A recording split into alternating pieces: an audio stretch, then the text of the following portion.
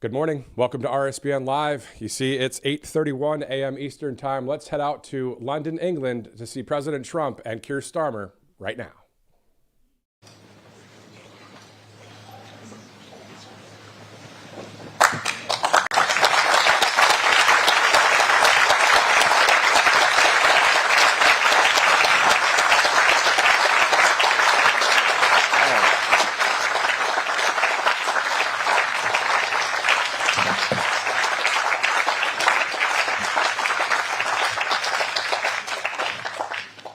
Thank you very much, and very nice to see you all. And let me welcome you again for this unprecedented. And it's a great pleasure for me personally to welcome you to my home from home here at Chequers. And thank you very much for taking the time to say hello to the staff, who are absolutely, they've done a brilliant job, and they've been preparing for weeks, and it's really so good to have you here. So thank you so much. You are among friends, and I think we all agree there's so much to celebrate in the special relationship between our two countries. By standing together in war and in peace, this bond is the very foundation of our security, our freedom and our prosperity. But what is the relationship all about when it comes down to brass tacks? It comes down to leaders, of course, leaders who respect each other, leaders who genuinely like each other. And it comes down to our unique relationship on defence, the closest the world has ever seen. It comes down to the connections between our people, ties of family and friendship. The President himself is a shining example of that. But it also comes down to business, to all of you here, and thank you so much for coming here this afternoon. It's fantastic to have you with us as the best evidence of that people-to-people, business-to-business relationship that thrives in the special relationship. In so many ways, this story is a story about enterprise. The US is our single biggest, largest trading partner. Companies like BP, GSK, Rolls-Royce and AstraZeneca employ thousands of people in the United States. American companies like Microsoft, Citigroup, Boeing, Amazon and Blackstone do the same here. Together, we support over 2.5 million jobs across both economies. So this relationship is embodied in each and every one of you here today. We have, if you like, the great and the good of British and American business sitting with us. Leading lights in tech like Jensen, Ruth, Demis and Satya. Finance, Jane, Larry and Steve. And of course in pharma, in defence, energy and manufacturing. It is really great to see you all again, I should say, because of course we were together yesterday and we know each other very, very well, which is exactly as it should be. And just look at what we're achieving today together.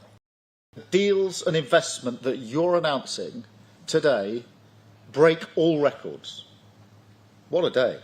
£250 billion flowing both ways across the Atlantic. It is the biggest investment package of its kind in British history by a country mile. So thank you so much for your contribution on your part in that as the embodiment of that special relationship. And let me spell out what that means. It means life-changing investments across the United Kingdom. It's expected to create 15,000 jobs in Belfast, in Birmingham, Hartlepool, the Humber and well beyond. It means thousands of working people will feel and will be better off. And it shows the potency of this partnership. US capital and entrepreneurial spirit combined with British ideas and ingenuity. The UK is one of the world's largest economies. Maybe not quite on the scale of the United States, I concede, but my word, we punch above our weight. And we lead the world in expertise on quantum, on AI, life sciences, financial services and more. We have the only trillion-dollar tech sector in the West, outside of the US, again, I caveat. We have the best investment, the best universities, the most Nobel Prizes, and we have Dennis here, outside the US. That's what we bring to the table, and we are proud of it. That's why we both benefit from this incredible relationship. Look at the economic prosperity deal that we struck back in May. It was the first trade deal that the President made. And yes, it was the best deal. Lowest tariffs in the world, in vital achievement. It was a tough negotiation, but we did it for a reason. Because it's a win for both sides. And because we knew that by working together, we could deliver more for working people. We could help the businesses here today to thrive and help you create good, well-paid jobs in communities up and down our country. And ultimately, that is the test of the special relationship. How much it delivers for honest, hard-working people to make them safer and better off. We've already taken a big steps forward, and we're going further today, much further. In a moment, the President and I will sign our groundbreaking new technology partnership, the Tech Prosperity Deal.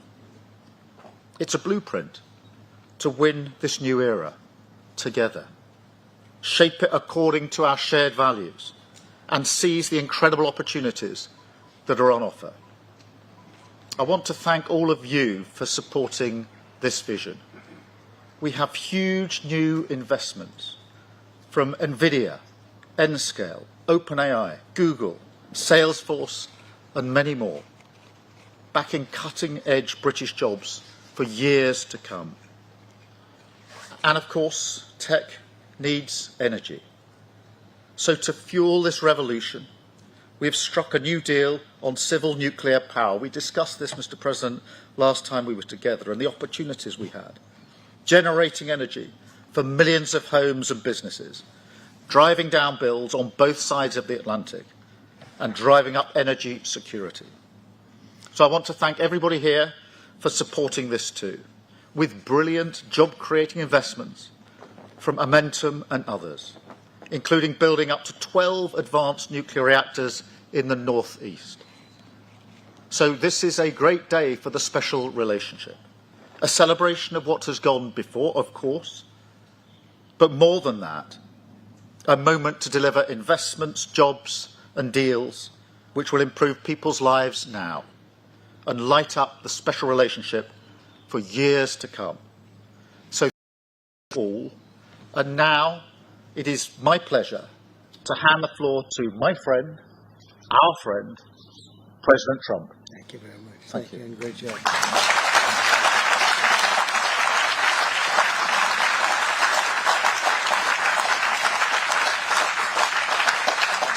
Well, this is a very distinguished group. I can tell you that's what I do for a living. It was before politics. I would have to deal with you, and you are the best. You're the best in the world, and you're here. And it's an honor to have all of these great leaders. Really an honor. But I'm sincerely grateful to Prime Minister Starmer and Lady Starmer for welcoming us to this very special home, this beautiful place. And I was here a number of years ago, but somehow today it looks even better, even more beautiful, and even more historic. Melania and I are forever thankful to His Majesty King Charles III and Her Majesty Queen Camilla. We had a fantastic evening last night. But the exquisite honor of a second official state visit, the first ever, it's the first time it's ever been done, was, really was an honor. Such great history, and to think it's a first.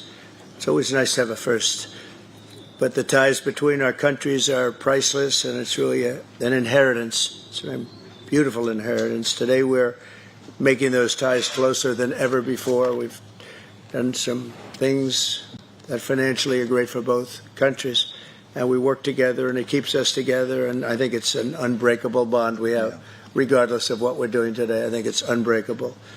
But this is very big, and I want to thank all of the incredibly talented business leaders, the best in the world, biggest in the world, here this afternoon for investing in the Anglo-American Alliance. And you personify an important part of the unique national bond and really a world bond. What you've done is incredible. Our two countries do a great deal of business together. $340 billion last year was the number. In May, the United Kingdom became the first country to make a trade deal with the United States during my second term, and we sort of wanted to make it the first because the bond is so strong and the relationship so long. That agreement will create billions of dollars in opportunities for American farmers to sell their products into the UK, reduce barriers to trade, and give the U.S. manufacturers better access to the UK's world-class aerospace supply chain, which is really is world-class. A lot of people don't understand it, the importance of that particular asset that you have. It's a beautiful job you've done. There's no more natural partnership in the world. Together, we're building up the industrial capacity of both of our countries, which is crucial to our defense. And we work so well together in defense. I met so many of the leaders of your defending group, and many of them I've known by name, but now I know them pretty well. We had some very good meetings today and yesterday. So we're taking the next logical step with a historic agreement on science and technology partnerships, and this will create new government, academic, and private sector cooperation in areas such as AI, which is taking over the world. I'm looking at you guys. You're taking over the world, Jensen. I don't know what you're doing here. I hope you're right. All I can say is we both hope you're right. But it's pretty amazing. Quantum computing, fusion, 6G, and civil nuclear energy, and align our nations through the approach of centered deregulation and innovation. And we're going to have a lot of deregulation and a tremendous amount of innovation. It's just amazing.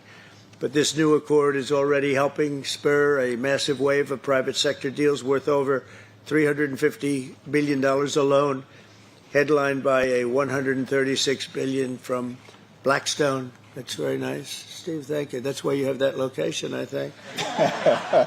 It's considered the best seat all the year. Yours is pretty good, too, Jensen. That's good. That's great, Steve. You know what you're doing better than anybody. American company X Energy and British company Centrica has been announcing, and really for a long while they've been talking about this deal, the deployment of modular nuclear reactors across the UK, all across the UK. It's been in the wind for a couple of years, and now we're getting it done, generating more than $50 billion in economic value, creating up to 2,500 jobs, and powering 1.5 million homes. That's a lot of homes. 7 decades after British genius Alan Turing pioneered the field, this agreement will also help America and our British allies dominate the future of artificial intelligence. You need the energy. You have to have the energy. That's one thing I learned very quickly. They need a lot of electricity. In the United States, you need double what we have right now just to maintain that fight. We're right now, and I want to say, leading China and the world by a lot in AI, a lot. And we're creating tremendous amounts of energy and letting you create your own electricity in many, many cases. And we're giving you very rapid approvals. We're getting them approvals like they've never seen before. They used to wait 15 and 20 years to be rejected. Now they wait 2 weeks or 3 weeks to be accepted. That's a pretty big difference. And at the same time, we always have the environment in mind, but we move them along.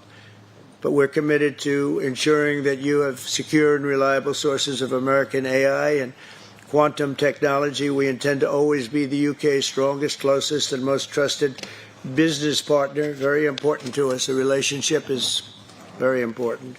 1 year ago, our country was in serious trouble. The King of Saudi Arabia, a great gentleman, you all know him. He said, "Sir, your country was dead 1 year ago, and now you have the hottest country anywhere in the world," and it's true. We'll have more than 17 trillion invested in our country this year, 17 trillion, which is many, many times what we had last year. And we're only in our just about almost 9th month, it's moving along quickly. It's amazing. I was saying we're in our 3rd month, our 4th month, our 5th month, but we're at, it's going to be over $17 trillion. No country has ever had anything like that, even close. GDP last quarter was 3.3%. Despite all of the things we're doing, one of the things we're doing, which I'm very proud of, is the border. We now have a totally closed border, totally secure. For 3 months, 0 people came into our country, bad people.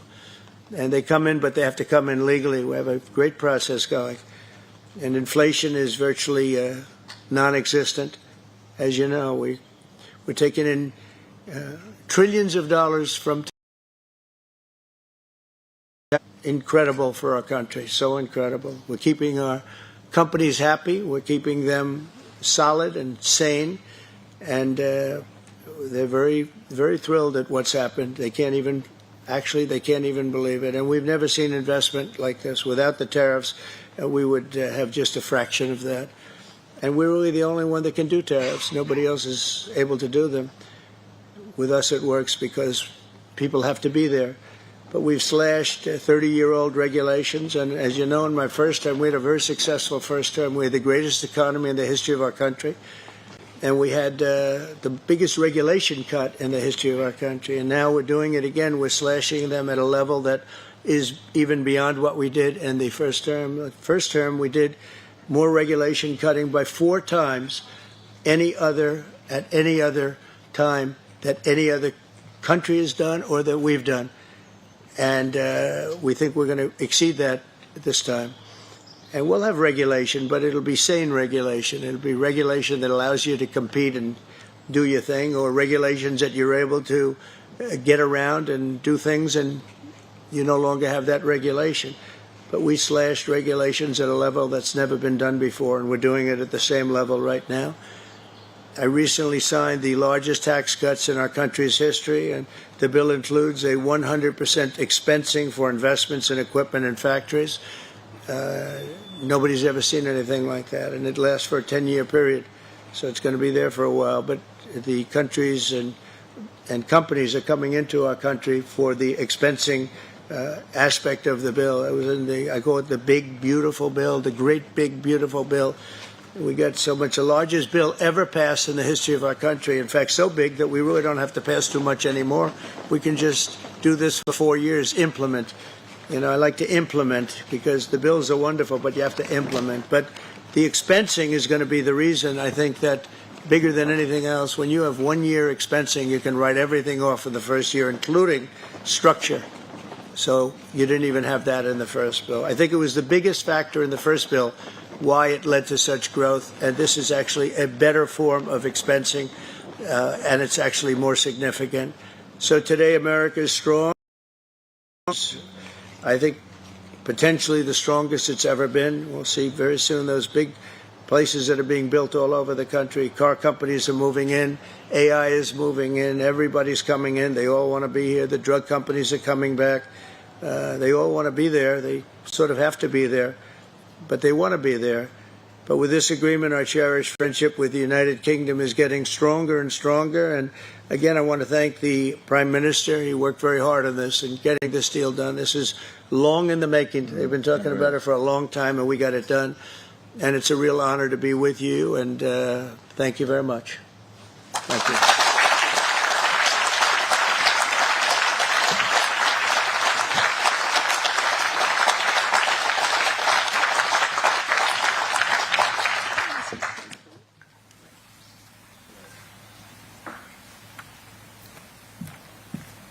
Sign this, Howard? Where's Scott? Did I sign this? Are you sure, Scott? If the deal's no good, I'm blaming you, Scott. That'd be great. It's a great honor.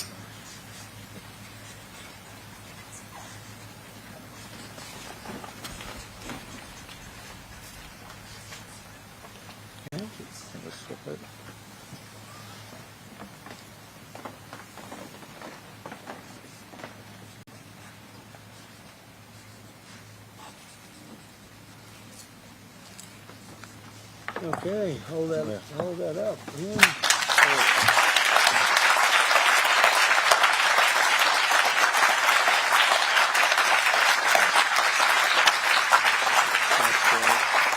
Secondary sign. Mr. President, Mr. Prime Minister, we're now going to take some contributions from our distinguished guests from the business community, starting with Setemis Hassabis, the co-founder and CEO of DeepMind. Thanks, Varun. It's a huge pleasure and honour to be here today, and thank you, Mr. President and Prime Minister, for your fantastic leadership on the US-UK tech prosperity deal.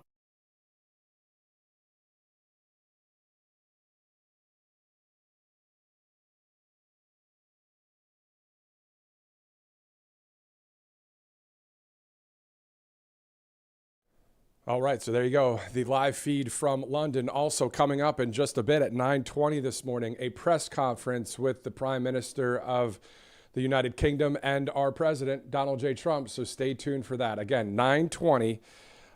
It's about 5 hours behind British Standard Time. So 2:20 in the afternoon and 9:20 Eastern Time will be the press conference. We're going to carry it live right here on Right Side Broadcasting Network. We have a number of news topics to get to, a number of interviews as well as we carry this coverage through the morning. After the press conference, we will also see President Trump depart from London to return to the United States of America, of course, Joint Base Andrews. We'll have all of that coverage this morning. So you came to the right place for just constant live events and live coverage of the president's trip overseas. And of course, on our hearts, on our minds, just throughout the country and throughout the world, for people that are on the right side of history and people that are maybe joining the right side of history, the great late free speech icon, Charlie Kirk, on our minds, on our hearts, and always will be, for everything he stands for. And we're thankful that he is alive in heaven right now. All right, so it is 8:53 Thursday, September 18th. Let's go to All Family Pharmacy before we get out there to London once again. Imagine someone in your family, unfortunately, waking up tomorrow with a fever and cough, and you've got nothing in the medicine cabinet. So the question is, now what? Well, flu season doesn't wait, and being proactive always beats scrambling at the last minute. So prevention is easier, cheaper, and it gives you peace of mind. So why not stock up on the essentials now, like Tamiflu and antibiotics, antivirals, ivermectin, hydroxychloroquine, immune boosters, zinc, and vitamins. And that's just a start. At RSBN, of course, we trust All Family Pharmacy, and so do families across this great country. They make it simple to get the medications you need, fast, reliable, and always with a doctor's prescription included. They have more than 200 medications, everything you need to stay prepared, all in one place. And you don't have to get caught off guard this flu season. Visit allfamilypharmacy.com/RSBN today and stock your medicine cabinet before flu season, unfortunately, would knock at your door. So again, that's allfamilypharmacy.com/RSBN. Get that RSBN 10 promo code for the 10% off. Also, this brought to you by Monetary Gold. Two banks, unfortunately, have already failed in 2025, and with $37 trillion in national debt, Monetary Gold says more failures, unfortunately, are on the way. And it's not fear-mongering, it's reality, unfortunately. And the banking system is built on quicksand, and every new failure threatens depositors, retirement accounts, and pensions. And the government can't bail out everyone. And when confidence collapses, so does the system. Monetary Gold tells us not to get trapped holding worthless paper. So just call that number you see on your screen there. You can also go to rsbnforthegold.com. You've got a free info kit on gold, silver, and precious metals with Monetary Gold. Great sponsors here at Right Side Broadcasting Network. Once again, guys, it's 8:55. Looking live there at the White House, of course, 1600 Pennsylvania Avenue. Our coverage mainly in London, England, across the pond at 9:20 this morning. So about 25 minutes from now, the president will hold a joint press conference with the Prime Minister there in England. And speaking of England, over the weekend, a huge march for freedom over there. I'm sure some of you have seen some of the photos from that over the weekend, and also all of the tributes to the late, great Charlie Kirk in London, England, just over the weekend. At 12 o'clock Eastern Time, which is 5 o'clock British time, President Trump and First Lady Melania Trump will depart London for his return to the States. So again, that's at 12 Eastern. We're going to be live throughout the morning for all of this coverage. In the meantime, speaking of President Trump, this is what he recently had to say on Truth Social about Antifa. I am pleased to inform our many USA patriots that I am designated Antifa, a sick, dangerous, radical left disaster, as a major terrorist organization. I will also be strongly recommending that those funding Antifa be thoroughly investigated in accordance with the highest legal standards and practices. Thank you for your attention to this matter. I've seen Antifa out there and covering stories throughout the country as a local news reporter and as anchor and all that. And great to see what President Trump is doing. Great to see what our White House is doing as well. Again, speaking of the president and speaking of Truth Social, in another post, President Trump said, "Great news for America. The ratings challenge Jimmy Kimmel show is canceled. Congratulations to ABC for finally having the courage to do what had to be done. Kimmel has zero talent and worse ratings than even Colbert, if that's possible," the president says. That leaves Jimmy and Seth, two total losers on fake news NBC. Their ratings are also horrible. Do it, NBC, with 3 exclamation points.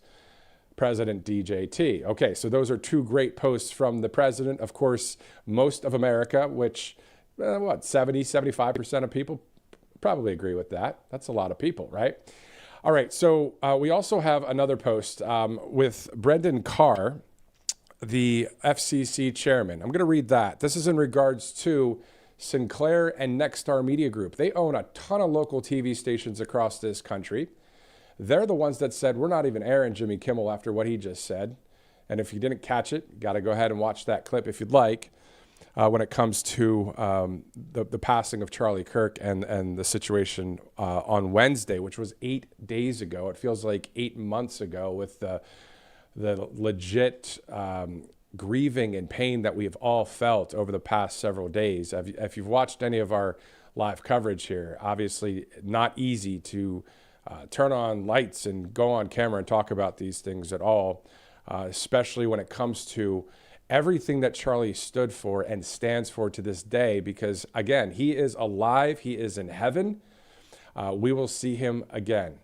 But in the meantime, standing for freedom, God, family, country, the Constitution, courage. And I saw those freedom T-shirts yesterday on Real America's Voice. And of course, it's great to see all of us in conservative media stepping up for freedom. And we're on the same side in conservative media. We have different outlets. We have different things that we do at our outlets. But at the end of the day, thank God for Charlie Kirk, the free speech icon. We have plenty to get to on that. I'm going to get to that post here, though, just a second, about Brendan Carr, if we can put that back up. Thanks, Director.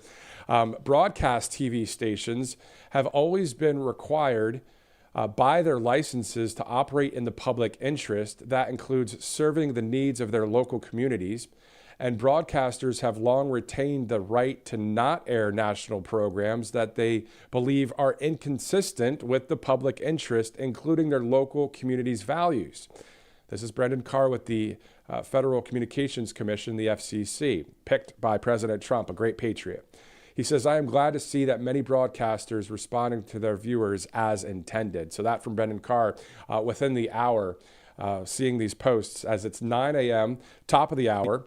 Looking forward to seeing President Trump out there in England. We're going to see him again in about 20 minutes from now. In the meantime, we'll get to some sponsors in just a few minutes. But the Arizona State Senator, Jake Hoffman, was speaking at the D.C. vigil just the other night for Charlie Kirk, a great friend of Charlie Kirk and a great person that's doing great things for this country. We spoke with him just recently.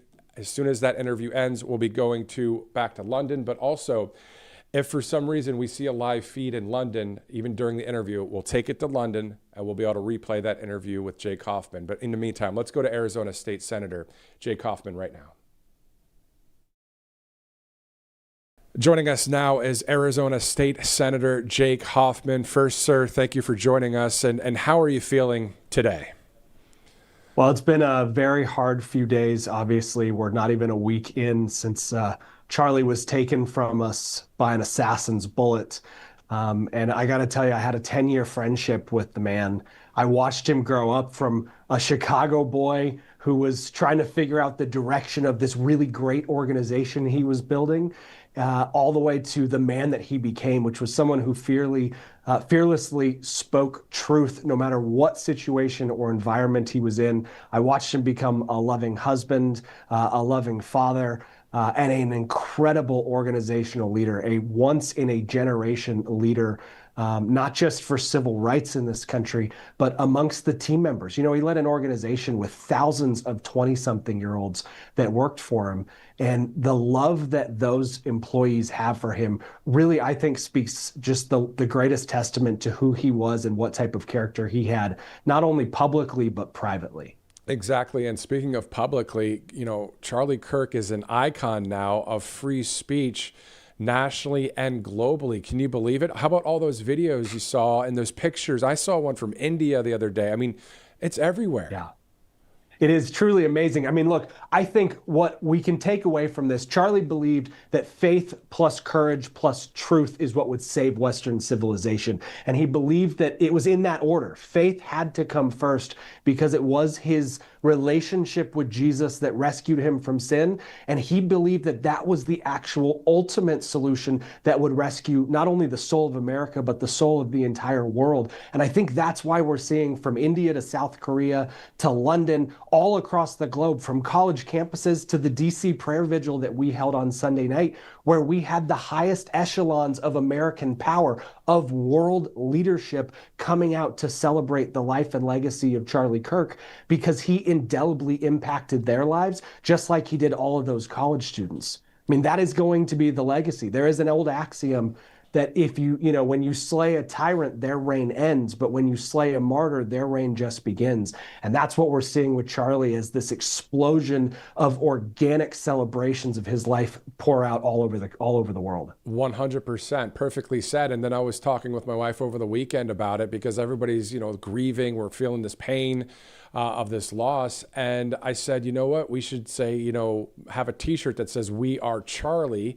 And then, right. You said at that event, that DC Vigil, quote, "We are all Charlie Kirk now." And that has reverberated throughout the country and throughout the world, to even in London, they were holding "Je suis, Charlie, I am Charlie." Right. And there was some French people at the England event. I mean, this is unbelievable. It is. And the reality is, what Charlie would want for all of us now is to pick up the torch that he laid down and to march forward and to engage in open and honest and civil debate where we can have a free exchange of ideas. We can disagree, and everyone gets to go home to their families at the end of the day, unlike him. He would want the young people all across America and all across the world, quite frankly, to stand up and say, look, there is no such thing as violent speech. There is uncomfortable speech, there is honest speech, but speech in and of itself cannot be violent, because the entire point is that we can find a place where we do agree, where we can move forward together, and we can unite not only this country, but all of Western civilization. Unfortunately, what we're seeing, I mean, I don't know if you've noticed, but Blue Sky is an absolute cesspool right now, with leftists celebrating the demise of Charlie Kirk. That is antithetical to Western values. It's antithetical to who we are as Americans. We have to get to a place where we build and unite and create American greatness. It's something that Charlie knew. It's something that he talked frequently with President Trump and Vice President Vance. We want to reinstill a great American reawakening for American exceptionalism. The only way to do that is through an open exchange of ideas. And I also loved what you said about what Charlie said, faith, courage, and truth. And isn't it interesting that on that day, September 10th in Utah, they hated truth so much that they had to do that? Doesn't it show how real the truth is that Charlie Kirk was standing for?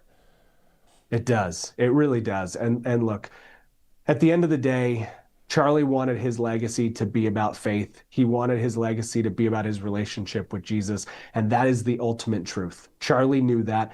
And, I just, for all of your viewers that are mourning Charlie's loss, I want them to understand that I knew Charlie well, and Charlie knew that God had a plan.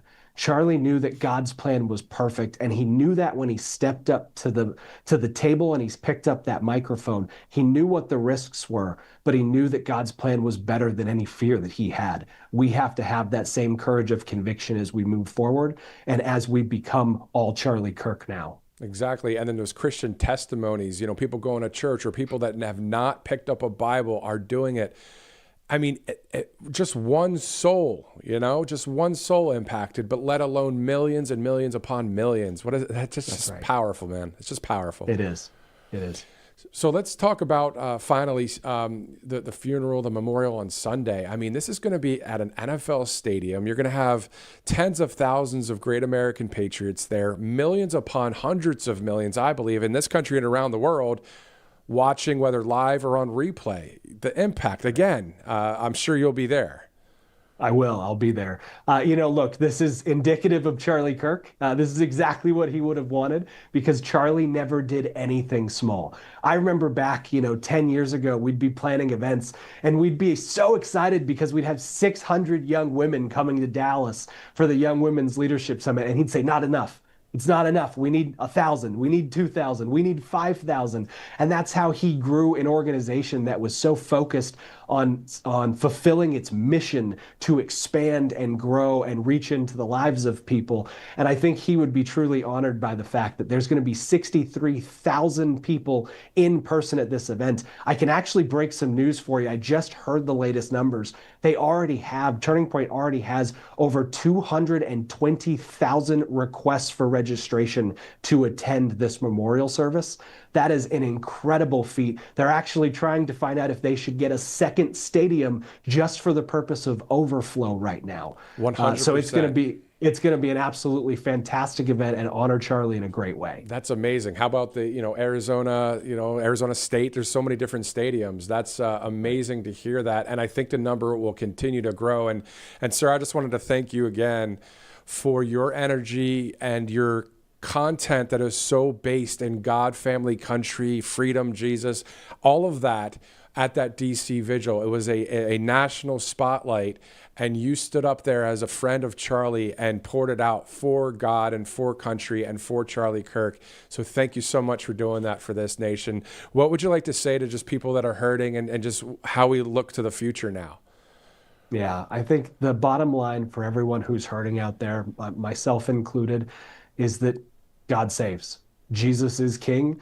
Charlie knew that, and he would want each of us to know that. He would want each of us to reinvigorate our faith, to go back to church, to find a small group and get plugged in. Because when we have people around us who share our values and are able to lift us up when we have times that are tough, this is clearly a tough time. And I have leaned on the people in my small group, my home group from church, repeatedly throughout the last, little less than a week. Every person needs that because every person has dignity, no matter how far you've fallen from what you think the standard of God is. Jesus still loves you, and that's what Charlie Kirk would want you to know. That's what Jesus wants you to know, and that's what I want you to know. Amen. Amen. Arizona State Senator Jake Hoffman, you're about to make me want to start praying here with you, man. I mean, this is so true. It's so true. Thank you so much for joining us here on Right Side Broadcasting Network. And you know what? Let's do this. Though that might be the end of the interview there, let's go ahead and pray. Can you lead us in a prayer? Let's do that. Yeah. Dear Heavenly Father, I just want to thank you for this incredible network that is giving us a platform to talk about you. I want to just thank you for the life of Charlie Kirk. I want to thank you that you have given us an incredible network of hundreds, tens of millions, probably hundreds of millions of people all around the world who are now going to pick up this torch and carry it forward. We know that your plan is perfect even in these tragic times, and we ask that you would just let us rest in that peace. God, be with Erica and those little kids as they deal with losing a husband and a father. You, God, have an incredible plan for their lives as well. And we see that she is becoming a fearless lion who is going to take over this organization and continue on the legacy of Charlie. And we cannot be more grateful that she has that heart of service to her country and to your cause. In your name, amen. Amen. Amen. Thank you, sir. Arizona State Senator Jake Hoffman, thank you again for joining us on Right Side. Of course. Thanks for having me. Definitely. All right, it's 9:11 a.m. Eastern Time, about 9 minutes out from President Trump and Keir Starmer's joint press conference from London, England.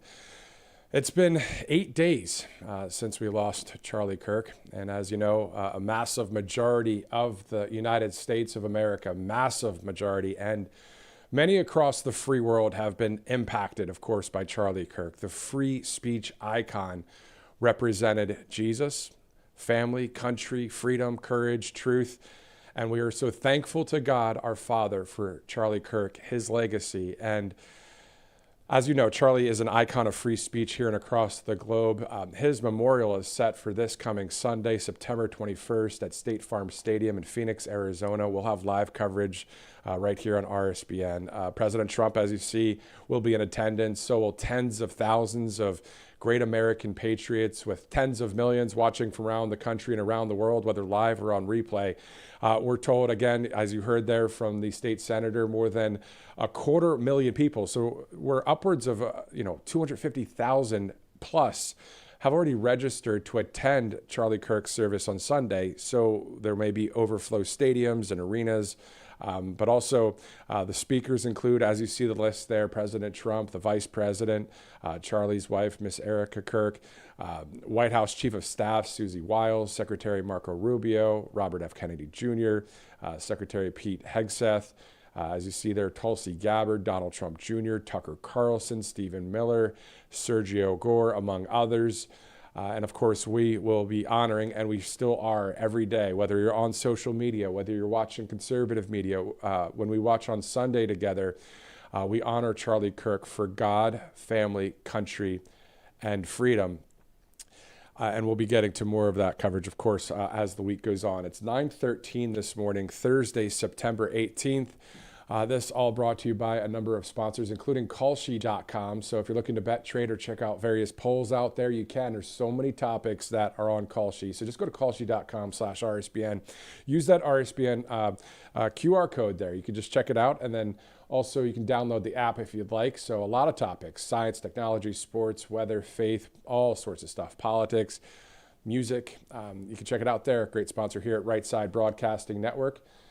Also, Angel Paste out of Spring, Texas. Of course, they hire military veterans, a great company there, and also great products. So just check it out, angelpaste.com. Use that RSBN promo code. You'll get that percentage off as well. There's a lot of products, including the Miracle Cream right there. Again, they hire military veterans, and great to be part of these small businesses in America. Of course, the backbone of the economy of this country is what, 65% of our GDP is definitely with small businesses. So angelpaste.com, you can check them out there. Use that RSBN promo code. As it's 9:14 Eastern time right now, it is 2:14 out there in the British time zone. So at 2:20, about 6 minutes from now, we'll have the joint press conference with President Trump and Keir Starmer. And of course, over the weekend, if you saw, there was this massive rally for freedom of speech in the UK. And if you didn't get a chance to watch Nick Shirley's video, he was there, did maybe a 45-minute to an hour video of being a part of that rally, and what he saw there really kind of shows the way it is right now in England. It's not the best situation at this point. And going to tell it like it is here at Right Side Broadcasting Network and in conservative media, because what we're hearing from the mainstream media is, oh, it was a small little rally, and oh, these people were disrupting things, and they weren't, and all of that. But they are our brothers and sisters in the free world. Same with places like Brazil and China. Think about the people of China. They want to be free there, but if they speak up, there's a problem. So we stand with the free world. I believe we, the people, stand with the free world. I know we have to have America first. We have to get our country saved and rescued moving on. And we know with those 20 core promises from President Trump and the Republican National Committee to the American people, including sealing the border and the deportation operations, defending the Constitution, no men and women's sports, the secure and safe elections, free and fair elections, along with ending the weaponization of government. And on top of that, these DOJ investigations into the Russia hoax and all of that. You know, we're monitoring everything, including the Epstein files, all the stuff that's going on out there. You know, so we're on top of those stories, and we're keeping those stories front and center because we know that the 20 core promises is the playbook for this White House and for winning for our future post-President Trump, which is nothing I want to think about right now. We have 3+ years with this great leader. So looking forward to seeing more wins, and also looking forward to seeing if someone has broken the law and there's receipts and evidence on that, AKA when it comes to Russia hoax and all of these other crimes and lawfare that's happened against the president, against we the people. We've heard that said by many people. This isn't just me riffing right now. This is stuff that, is what the country's saying and what the president has talked about, and we'll see what happens. And we'll cover, obviously, any kind of trials, if there are any prosecutions, who knows what will happen. I was interviewing Christina Bobb, the great patriot and lawyer. Of course, she was there on that Mar-a-Lago raid. If you didn't catch that interview, you can actually go to, online at Matthew Alvarez on Truth Social. Check out the interview with Christina. And she was saying she's hoping to see some indictments before the end of the year. So there's a lot to be done. And this is on the heels of what just happened 8 days ago, losing a brother in the family of God, for those of you that believe out there. But also, if you're not a believer, but you're part of the freedom movement and whatever the situation is, we know that the majority of the country stands with Charlie Kirk's legacy, an icon of free speech.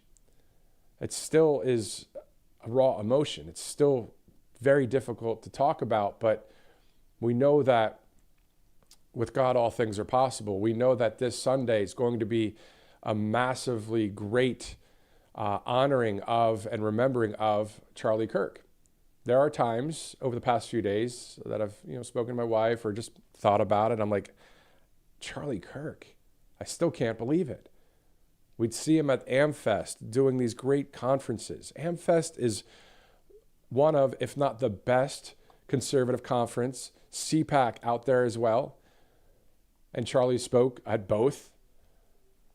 AmFest 2025 in December is going to be awesome. And AmFest 2025 is still happening according to tvOS. So that's going to be in December in Phoenix, Arizona. In Arizona on Sunday and at AmFest and at many events now, of course, the security is going to go to a whole new level. I've covered a number of stories when it comes to Homeland Security while I was working as a local news reporter in various cities. I remember do you guys remember when the Super Bowl was in New Jersey back years ago? I believe it was the Seahawks versus, I don't recall. But the point is, I was doing some coverage about the security that was happening outside of MetLife Stadium. It's going to be similar to that on Sunday. It's going to be a massively secure Homeland Security Super Bowl style secure event that is going to be seen by hundreds of millions of people, whether it's live or on replay. You think about the impact of Charlie Kirk. You think about other networks out there. You have the British networks, you have the Indian networks out there in India and Australia. There's going to be at least a clip shown of that event. So that's just in those countries. What about in Central America, South America? How about in Canada the other day, in Calgary, Alberta, Canada? The Patriots of Canada were singing the national anthem for a vigil for Charlie Kirk. This is, if you just look through some of the social media feeds, it's been quite the week. I know it's been tough.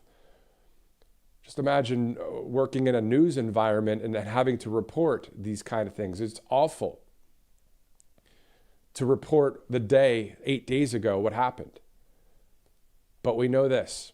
And if I had the Freedom t-shirt, which I'm going to have to get, the TPUSA Freedom t-shirt that I saw on other great conservative outlets, I'm going to wear one. I have it posted at the top of my feed on Truth Social, just the word freedom. And it's not for attention. I'm speaking just like you guys speak. We're speaking about the truth.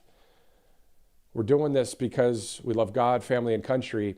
And it's been a heck of a week, as you guys know. How about the grieving that we felt? And we don't even I didn't have Charlie Kirk's cell phone number. My wife and I met him at AmFest, interviewed him at AmFest, I believe it was in 2022 of December. But everything he stood for, we saw all the videos. You get attached to people that are speaking the truth out there. And then on top of that, him being part of the family of God. Wow. No wonder we felt that grieving. No wonder we felt that deep pain, and we still do. So this week, in honor of Charlie Kirk, and Sunday, as we cover the funeral live there, it's for God, family, country, and freedom, and we're going to continue the legacy of Charlie Kirk into the future. And I was also thinking about this, and I'll close just some of these thoughts here, as it's 9:21. We're getting ready to see President Trump and Keir Starmer there for a joint press conference. Now, we have not seen a live feed yet. If we see a live feed, I would have already thrown it to London, of course. So just waiting on that. Whether we see it visually here or whether I hear it from the director to toss to London, we'll go directly there. But we've seen that the extreme left, all of the people that have been cheering because of what happened with Charlie, I don't want to get it twisted. I don't think that the majority of the country, of course, the majority of the country is not like that. I believe there are some moderate Democrats out there that have good hearts. They just got indoctrinated and they're not cheering on this. And maybe what's happening is their indoctrination's getting shaken up a little bit. They're getting detoxed a bit, and now they're coming to the right side of history. How many of you guys know out there people that would say they were Democrats and they would speak things that were like against President Trump, but their heart, they were good. They were really good people. I'm not talking about the extreme left. I'm not talking about those on social media saying the crazy things they've said this week. Just talking about humanity, the common sense Americans of this country. Anyway, all I know is this. We love God, country, and family, and we're on the same team. And those of you that are on the right side of history, thank God for you. Let's keep on keeping on. Let's keep doing this for Charlie Kirk. It's 9:23, Thursday, September 18th. We're going to go through a couple sponsors here. This is as we await the live feed from London. We'll go directly there as soon as we see a live feed. In the meantime, even in the middle of some of the live sponsor reads here, I just want to be transparent with you guys.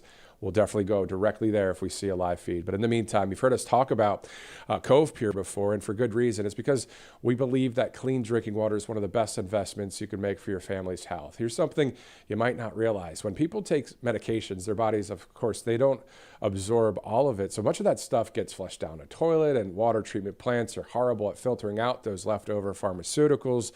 Things like antibiotics and antidepressants and even hormone disruptors from birth control pills. So no wonder our society is so messed up when it comes to this water situation. But luckily, Cove Pure is lab certified to remove up to 99.9% of impurities. That includes fluoride, PFAs, agricultural runoff, and of course, pharmaceutical drugs. The first thing you're going to notice with Cove Pure is the taste. It's what water's supposed to taste like: pure, clean, and no aftertaste. You actually want to drink more water, and Cove Pure makes it so easy. It sits on your countertop, no plumbers, no drilling. You just fill it up and plug it in, and you can even select whatever temperature you want, hot, cold, or warm, with the tap of a button. Of course, you wouldn't want to take a stranger's drug prescription, so why accept their leftovers in your water? So you can protect yourself with the link below, covepure.com. For a limited time, you'll get a special discount of $200 off of Cove Pure. Always good to have an option outside of tap water there with Cove Pure. Also, one other sponsor here, the great All Family Pharmacy. Imagine someone in your family wakes up tomorrow and they have a fever and a cough, but you have nothing in the medicine cabinet.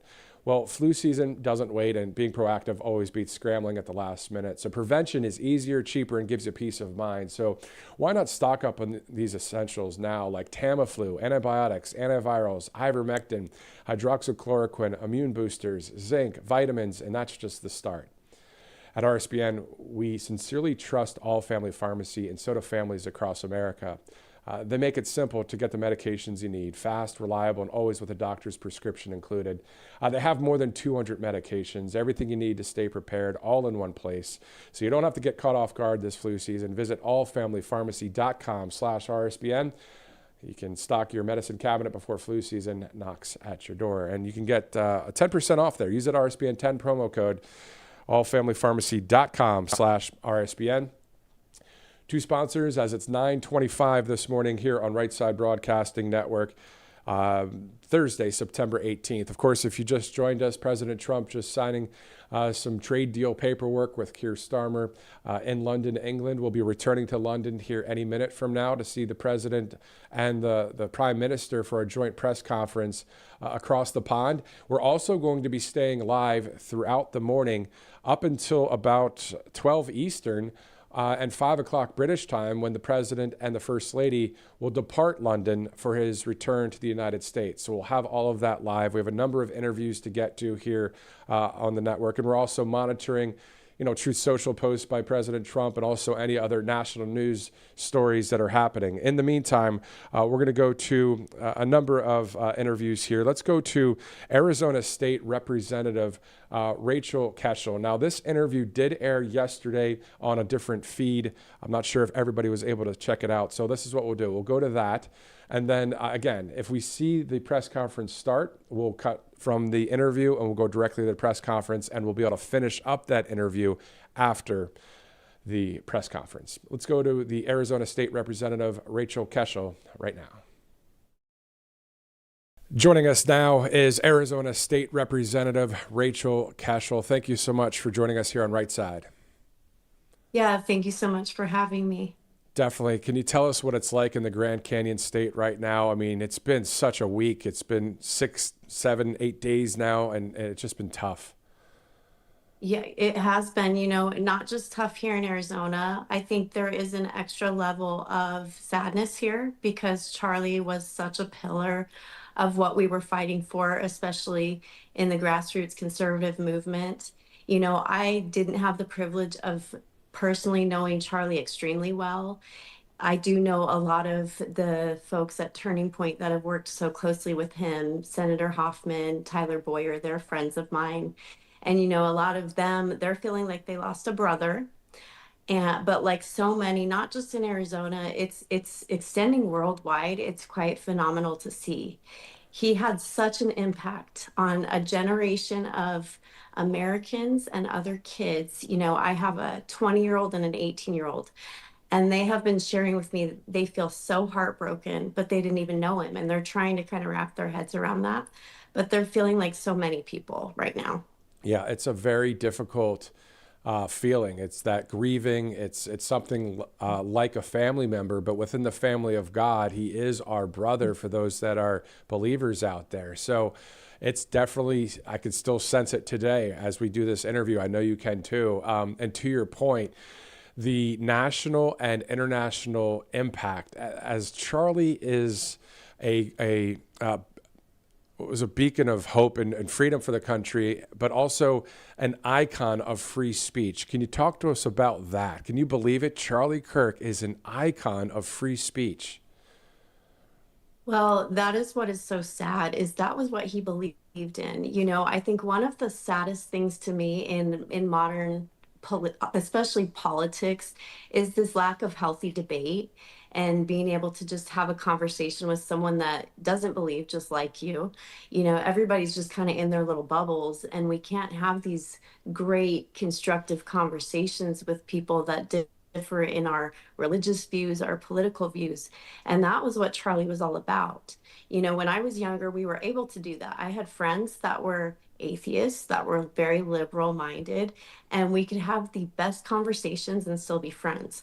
And that was what Charlie Kirk was trying to bring back, was that healthy discourse. And I think it was so refreshing for, he went to the lion's den when he went on these college campuses, because unfortunately our universities have turned into indoctrination camps, honestly.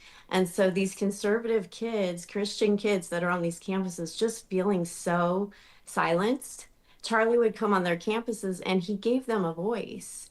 And that was why you saw his impact in the 2024 election. We had a lot of Gen Z moving to the right. A lot of those kids felt emboldened to come out and support President Trump in the election and are feeling more brave to share their opinions and speak their minds. That was because of Charlie Kirk. Exactly. And, as you were saying these great things about Charlie and the impact, I was also thinking about the fact that it happened on September 10th. Then we had September 11th, and you were talking about Gen Z. Well, for those that were around for September 11th, after that, there was such a pivotal moment that it made people get involved, whether it was at church or mission trips or in conservative movements. And I always remembered that, and that got me involved in watching news a lot more. And so that's a great point, that the Gen Z crowd is so impacted by this, that this is their 9/11, right?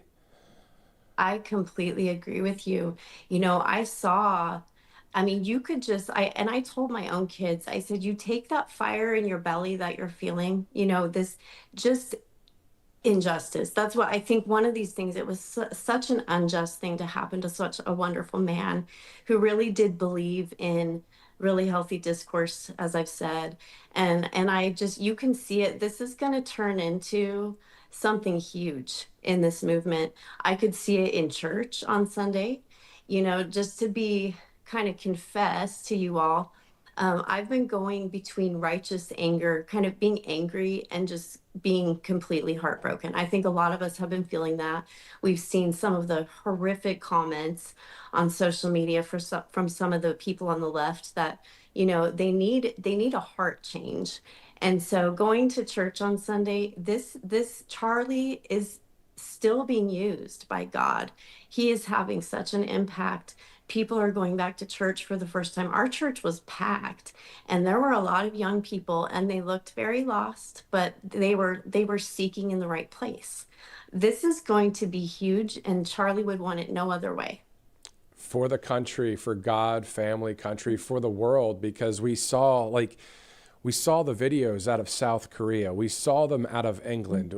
I saw an artist in India, a tribute to Charlie Kirk. I mean, I've seen it in Korea, Kenya as well. So many places, to your point. And I was going to ask you about that. I mean, the Christian testimonies that are happening, isn't that something with the church? And then Sunday, for the funeral, thousands of people are going to be at that funeral, and tens of millions of people will watch this around the world. Just your thoughts about that impact as well. It's amazing. It's amazing to behold. It is so touching. I've had people on social media say they're going to caravan out from Florida for this. There are going to be so many people there. To have a life that fills a stadium when that life leaves and goes to his eternal home, which is where he is, to be able to fill a stadium. If that does not speak to Charlie Kirk's life and what he stood for and the impact he had, I don't know what does. And it's going to keep going. That's the inspiring thing. Like you said, this is the young generation. This is their 9/11. If you've ever heard of The Fourth Turning, it's a book that talks about how cyclical we are in the world, and the hero generation, that's where we're at in history. It's time for the hero generation to rise up. And guess what? This just spurred that. I've seen some crazy TikTok. Some people just need to get off of social media, honestly, and stop talking, saying that, oh, he's not that big of a deal. This isn't going to have a bit of an impact. I beg to differ. We're going to see probably one of the biggest revivals and biggest moves of people on the entire earth because of what happened to Charlie Kirk. To see a man just murdered in cold blood that way. I think we were all just shocked that this is the United States of America. And we were witnessing that in front of our eyes, but God's going to use it.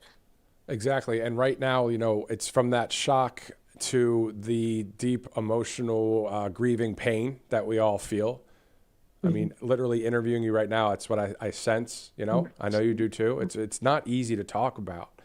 No. Once we're able to heal up a bit, we're still Americans. We're still strong. We're still gritty. We know God is with us. But once we heal up a bit, I hope to God that the 20 core promises that we see from President Trump and the team there, and those that break the law are held accountable, and we really get what we need done in this country. And I was not planning on reading this to you, but the White House Deputy Chief of Staff, Stephen Miller, on X, said the path forward is not to mimic the ACLU of the mid-90s. It is necessary to take all necessary steps and rational steps to save Western civilization. You know, people would think, oh, that's too dramatic. No, it really isn't, is it? No, I knew when I got involved in politics, I did not want to be a politician. It's still kind of a difficult word for me to say, even though I am one. I knew that we were already in the fight of our lives for our country in 2021 after the 2020 election and COVID and all those things. So I got in the fight, and now it's more evident than ever that we are in a fight for our lives spiritually and for our country. And this has just spurred, like I said, a fire in people in a good way. And I agree that we do have to fight for Western civilization. I understand, I've heard a lot. I'm very vocal on social media. I don't stay quiet about a lot of things. And, they've been complaining about First Amendment rights and cancel culture and all these things. Now, there is a line when you're going out and calling for violence and trying to incite violence. And that is what I believe a lot of this has been. The First Amendment protects you from government overreach with that type of stuff. But when you're out there basically inciting violence, there are people doing it toward Erica Kirk now. We have a very fine line that we need to address with that. That is not, in my opinion, that does not fall into free speech when you're doing that. And so we have to fight this peacefully and civilly. But I think there are things we can do as state legislators too, which Jake Hoffman, Senator Hoffman, is one of my biggest allies up there. I'm going to be talking to him about some ideas for that. But these people just go out there and they say the most horrific things. And if anybody can look me straight in the face and say that, over a decade of us being called fascists and Nazis and all these terrible things did not lead to what happened to Charlie, you're lying to yourself. This rhetoric is what led to this, and we need to address it that way. 100%. I agree with you. And we're with you out there in Arizona. We love that state. We love Charlie Kirk and Arizona State Representative Rachel Keshell. Thank you so much for joining us on Right Side. Thank you so much for having me. Definitely. All right, so looking live now in London, England, as we'll see President Trump and the Prime Minister Keir Starmer for that press conference any minute from now. We'll be live throughout the morning, including seeing President Trump and the First Lady Melania Trump depart from London to head back to the United States, of course, Joint Base Andrews in Maryland, and then back to the White House here in our country. All right, 9:38, 22 minutes to the top of the hour. Before we get to a couple sponsors, I just saw an article on Gateway Pundit, the great Gateway Pundit. Senator Chuck Schumer says Jimmy Kimmel must stay on air to save democracy, and then urges him to sue Disney. Chuck Schumer just said to save democracy. Really? Plenty to say about that, but you know what? Why don't we leave that to President Trump in just a minute? There's a post that, of course, he posted about Jimmy Kimmel just a minute ago. We'll go to that in just a second, but let's go to a couple sponsors as we await the press conference to start. If it starts even during the sponsors, we'll be going right to it regardless as we are covering that. And then, of course, we'll be getting right back to our sponsors right after that. So in the meantime, let's start with our first sponsor, as it's 9:39 this morning. Let's go with Monetary Gold. You see there that phone number on your screen. You can get a free info kit as well. Two banks, unfortunately, have already failed in 2025. And with 37 trillion in national debt, Monetary Gold says more failures, unfortunately, are on the way. It's not fear-mongering. It's unfortunately reality. The banking system is built on quicksand, and every new failure threatens depositors, retirement accounts, and pensions. The government can't bail out everyone, and when confidence collapses, so does the system. Monetary Gold tells us not to get trapped holding worthless paper, so call 888-617-7994 or the number that you see there on the screen. You can also go to RSBNforthegold.com. You see that on the screen as well, RSBNforthegold.com. A great sponsor here on Right Side Broadcasting Network. So is MyPillow. Of course, MyPillow has been with us for quite a number of years. Go to mypillow.com/RSBN. You see the back in stock sale there for the towel sets. A lot of great products on MyPillow, of course, more than 2,000 of them. All variations of things, right? Slippers, slides, the towels, the dog beds. I mean, there's so much to offer there, and there's great quality products as well. Looking to upgrade the slippers, going to get the blue ones if they're in stock. My wife checked the other day. Anyway, so mypillow.com/RSBN. It is 9:40, 20 minutes to the top of the hour. There you see everyone getting ready for this joint press conference in London.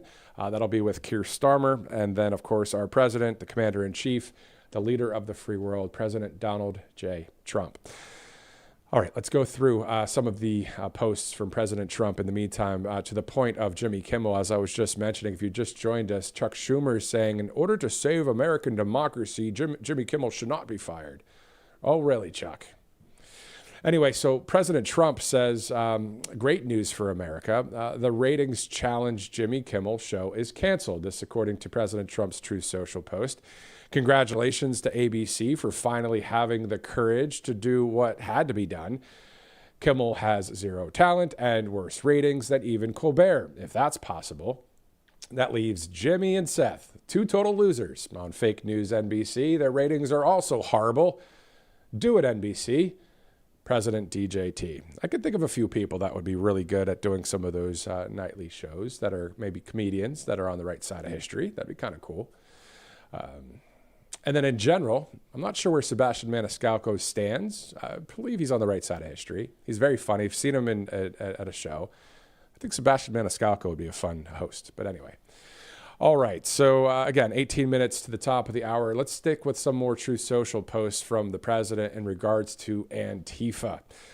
He said, quote, I am pleased to inform our many USA patriots that I am designating Antifa a sick, dangerous, radical left disaster as a major terrorist organization. I will also be strongly recommending that those funding Antifa will be thoroughly investigated in accordance with the highest legal standards and practices. Thank you for your attention to this matter. So just a couple posts there from President Trump. Let me just double check to see if there's any new ones at this hour. Do not see any at this hour. Obviously, he's in London right now.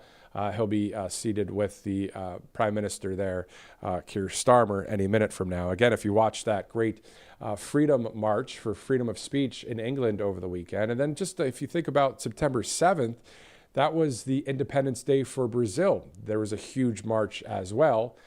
So we'll see what happens there when it comes to the future of Brazil as we await the live feed there in London. Let's go through also a number of other things we're seeing here when it comes to the FCC.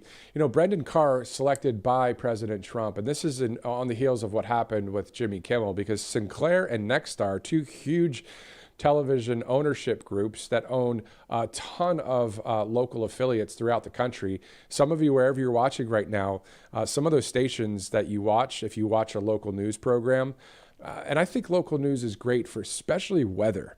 If you're tracking a tornado or inclement weather, that kind of thing, or an emergency, that kind of thing, that's what originally the local news is supposed to be about. And we know that many great meteorologists out there, whether they're on the wrong side of history when it comes to politics, but as long as they're telling us, hey, there's a tornado, find your safe place. You know what I mean? But anyway, so let's get back to it. Brendan Carr saying, quote, broadcast TV stations have always been required by their licenses to operate in the public interest that includes serving the needs of their local communities. And broadcasters have long retained the right to not air national programs that they believe are inconsistent with the public interest, including their local community's values. Brendan Carr, the FCC chair, saying, I'm glad to see that many broadcasters are responding to their viewers as intended, end quote. That was from earlier this morning, posted on Truth Social as well, at Matthew Alvarez, if you'd like to check it out, as the cameras are getting ready to see two world leaders there, the leader of the free world, President Trump, and then, of course, Keir Starmer.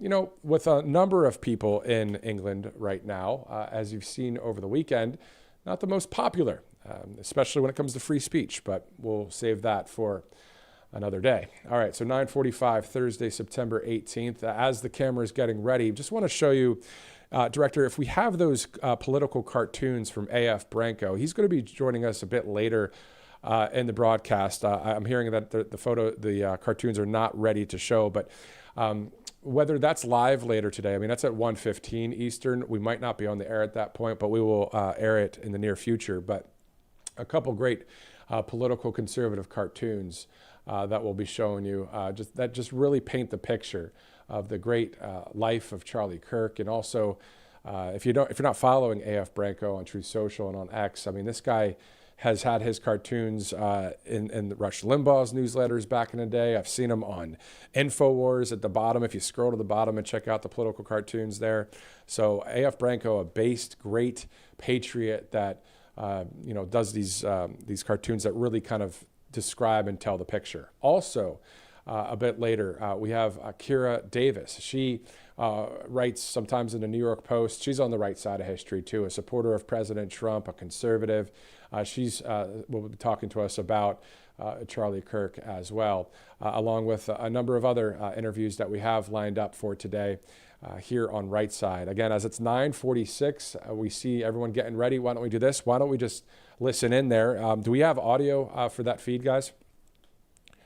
All right, so why don't we just listen in for a minute, and then we'll come right back here if the press conference hasn't started yet. I don't have one. But yeah, I have that. That's weird, because that's not supposed to... No, you're fine. I know. I'm just trying to...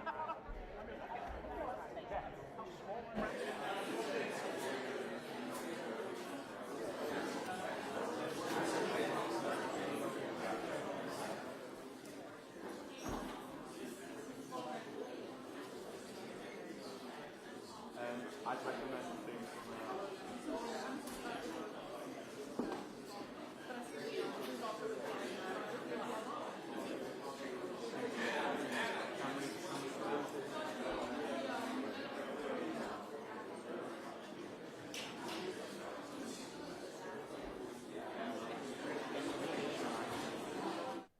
A number of familiar faces there in London, including Doug Mills of the New York Times. And the only time I will prop someone up from the New York Times, just like President Trump does with Doug Mills, a great presidential photographer.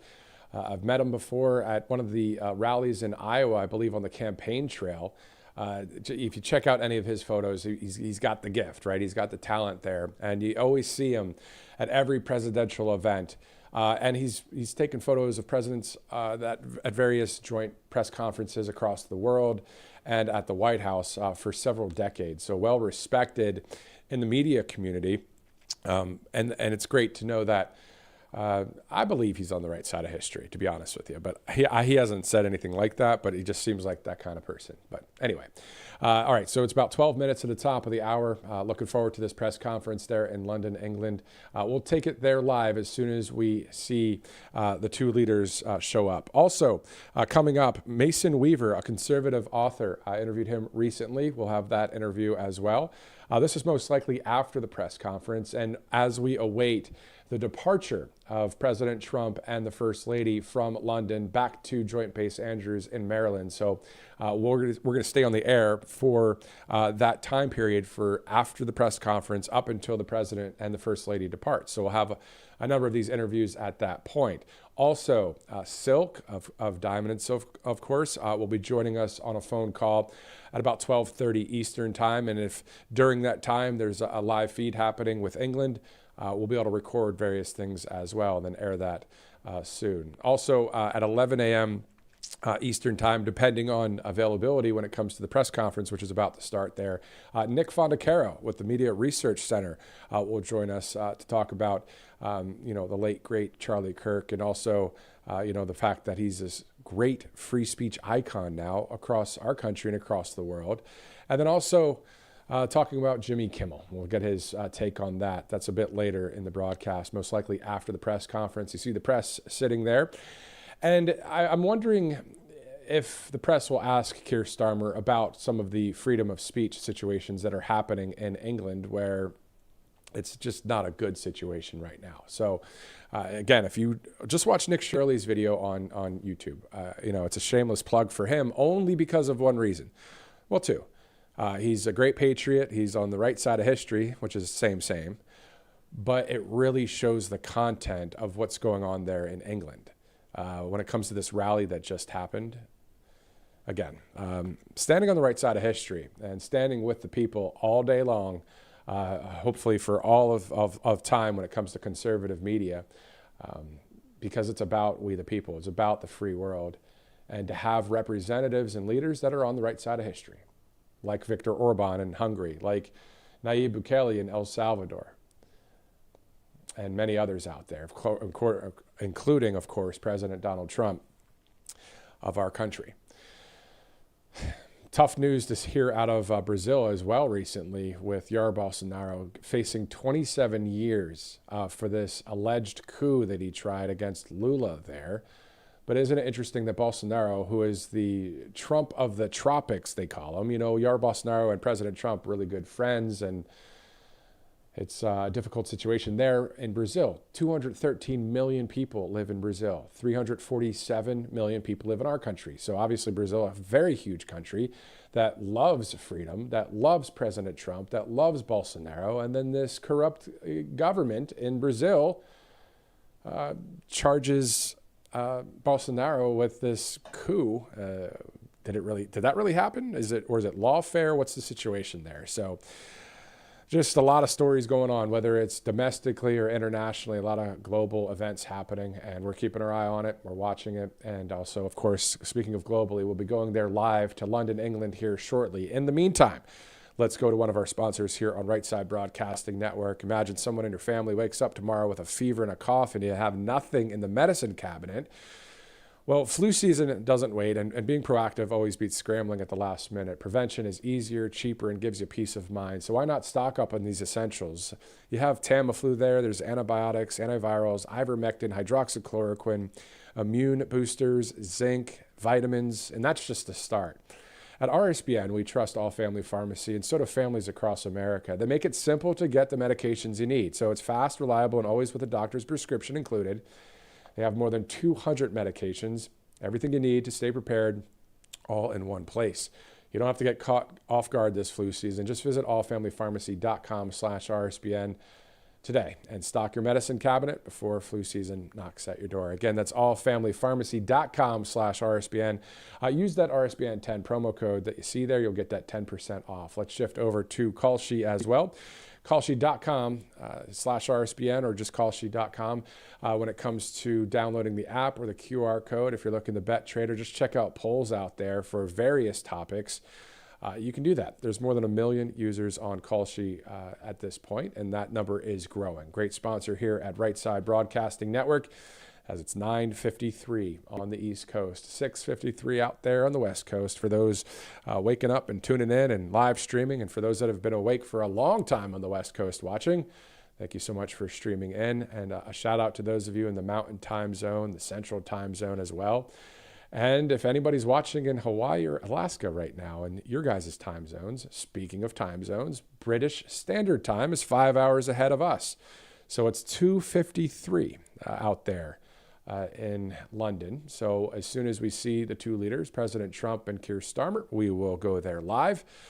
In the meantime, why don't we go to a number of Truth Social posts once again. If you're just joining us, I want to read the Antifa Truth Social post to you again. This from President Trump from earlier today, actually last night, and then also speaking about Jimmy Kimmel as well. Let's go to that post as you see there. I am pleased to inform our many USA patriots that I'm designating Antifa a sick, dangerous, radical left disaster as a major terrorist organization. I'll also be strongly recommending that those funding Antifa be thoroughly investigated in accordance with the highest legal standards and practices. The president's saying, thank you for your attention to this matter. And you think about, when it comes to law and order, you think about ICE doing a great job with mass deportations. Again, if we all decided to travel to England, we'd have to have a visa or we'd have to have a passport. You can't just go to a country and then just roam around. It's like, who is that person? And that's simply what's happening here with the ICE deportations. Also, we see that the National Guard will be going to Memphis, possibly to Chicago. Also, we already know they're in D.C. And again, this is the Tennessee National Guard for Memphis, the Illinois National Guard. These guys and gals, these great patriots that have signed up for the job, they simply want to do that job. They want to protect our country and to cut down on crime and to show that force as well, to show people, hey, it's not smart to do this. So anybody that's fighting against that, aka J.B. Pritzker and Brandon Johnson, and then possibly if that happens, in L.A. with Gavin and Karen Bass, These people are on the wrong side of history. Hopefully, you know, after something like what we just witnessed 8 days ago, you would think if someone, sometimes it's interesting. There are some Democrats, I've known Democrats over the years, and I've worked with some of them, great-hearted people. But then their minds, again, they'd be saying, oh, we don't like Trump, though, because X, Y, and Z. So they do these talking points that are just indoctrination. But I'm wondering if what happened with Charlie Kirk has not shaken their faith, per se, to say, you know what, let's double check what's going on here. And hopefully that's happening. And I know that's happening for a number of moderates out there, and hopefully Democrats as well. In the meantime, you know, I've posted on Truth Social, aren't you glad to be on the right side of history? For those of you watching that voted for President Trump, or maybe those of you watching that voted for Harris, but now with what you just saw with Charlie Kirk, you're going to vote for Republicans for the future. I mean, this is a real situation that we're facing, of course, in our country. And I know that, you know, as time goes on, you know, we cover these events and, you know, but we won't ever forget. We won't ever forget 9/11. We won't ever forget Charlie Kirk, and we will always have that at the forefront of our minds. Think about it, especially those in conservative media, all of us. You know, we're going to keep speaking the truth that he stands for. And I was saying earlier, Charlie's alive right now. He's in heaven. So I'm not going to say what he stood for.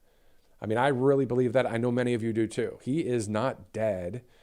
His body is here, but his soul's with Jesus. And we're all going to be there someday if you're a believer as well.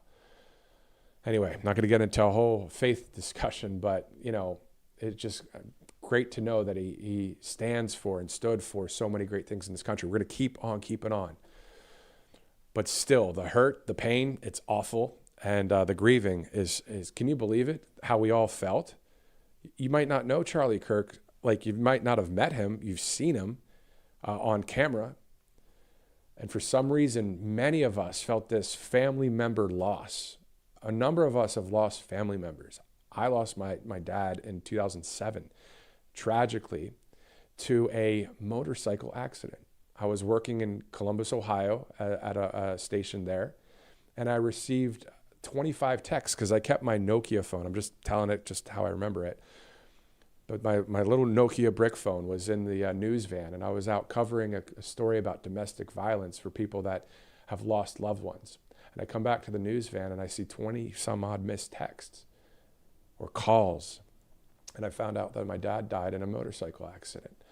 It was the same sense that we had with Charlie Kirk for some reason. How does that happen?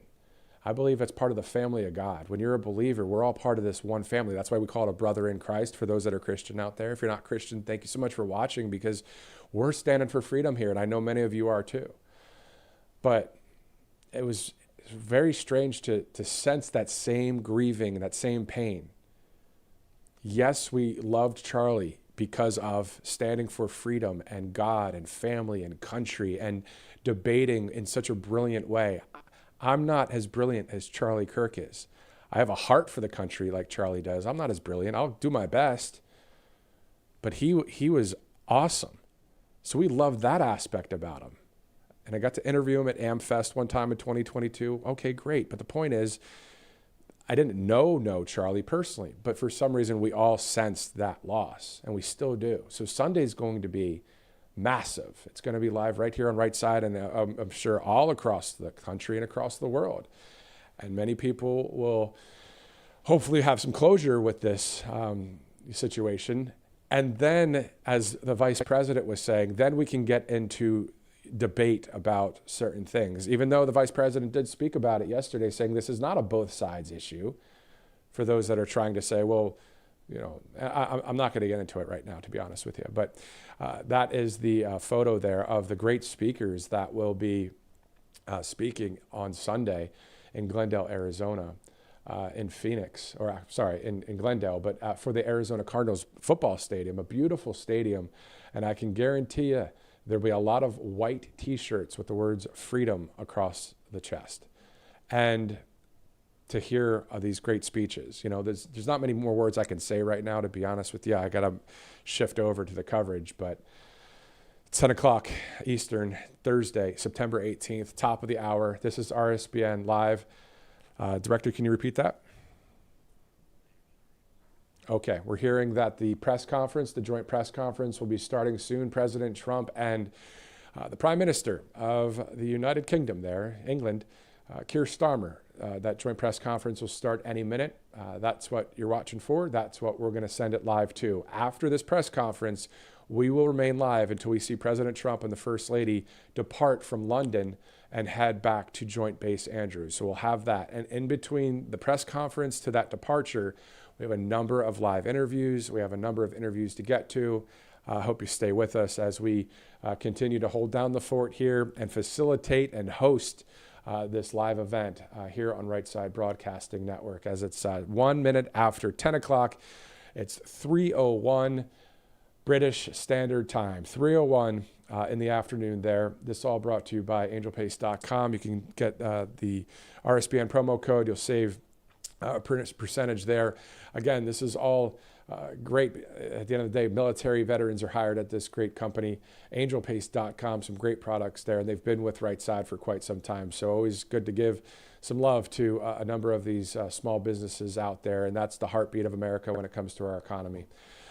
A shout out to all of you guys. Anybody that's an owner of a small business out there or you work at a small business, thank you for what you do. We love mom and pop shops out there across this land.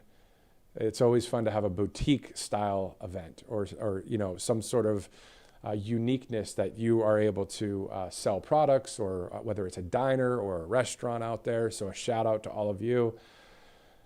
And thank God Cracker Barrel is staying without remodeling their stores and also keeping the sign up there. Anyway, 10:02, Thursday, September 18th. Any minute from now, we'll be going there to London. I think what we'll do is just in the next few seconds, we'll just toss it there live. And if it doesn't start for a few minutes, we'll bring it back here. But before we do, again, we'll be here live throughout the morning on RSBN. Thank you so much for streaming in. Let's go there to London as we await the two leaders as this joint press conference will be kick-started any minute from now.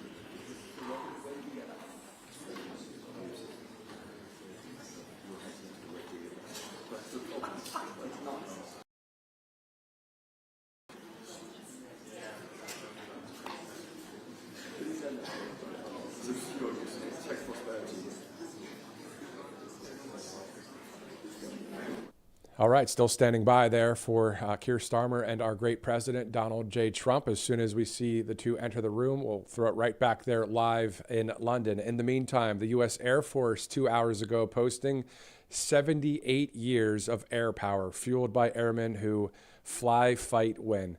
Salute the past and celebrate the future with us. Air Force birthday, 78 years. Happy birthday to the great Air Force. The Department of War reposting that on X as well. Carolyn Levitt 2 minutes ago on X saying ICE arrests the worst of the worst criminal illegal alien pedophiles convicted of horrific crimes against children. That is a post that she just highlighted for the Department of Homeland Security. The White House minutes ago just posting a photo of President Trump and Keir Starmer, just looking right here directly on the phone, just like many of you guys do. And then we're also seeing that Secretary Kristi Noem posted a video about 13 minutes ago talking about not backing down. That is a video we're trying to turn around here and possibly air on a split screen as we await the two leaders. Also, the Red Devils fly over the Chequers estate. This from Margot Martin, the Royal Air Force. Quite the show there. So a lot of Air Force being talked about today. So a shout out to any of you guys there with the Air Force here in this country. I've been to that academy before out there in Colorado Springs. Pretty awesome to see that. And beautiful state of Colorado. I love the state of Colorado when it comes to the beauty and God's creation there. Unfortunately, the politics, not so good. Free Tina Peters, a great patriot of our country there in Colorado. We're also seeing that Carolyn Levitt posted 14 minutes ago, drug makers have pledged to invest $350 billion in the U.S. after tariff threat. That's our article from the Wall Street Journal. So we're seeing just a lot of news here when it comes to just recent posts from our government, including Secretary Kristi Noem, that video that I was just referring to. But also she said 20 minutes ago, "It is my promise to Charlie and to the American people that victims of illegal alien crime will see justice and criminals will be held accountable." That from Secretary Kristi Noem 20 minutes ago. The Homeland Security X page just reposted that. Let's go to the great Truth Social. How many of you out there love Truth Social? I know I do here at Right Side. A great social media platform. Those of you that follow Right Side Broadcasting Network, those of you that follow Robert McNeely, myself, and others, a shout out to you guys. We love you, America, on the right side of history. Let's keep on keeping on. We see that Rapid Response 47 on Truth Social saying Trump speeds up mass deportation campaign. That's an exclusive story from the Daily Wire. Trump speeds up mass deportation campaign with 389,000 illegal immigrants already removed from the United States. Also, Agriculture Secretary Brooke Rollins saying, talking about Charlie Kirk and the existential threat to America. That story on Newsweek. Also, about 14 minutes ago, pretty cool post just saying USA from Rapid Response 47. So there's a lot going on, excuse me, on X and on Truth Social out there. Thank you for watching wherever you're watching right now, including Rumble. We love Rumble. We love Truth Social, Turning Point USA, and let's go to London right now.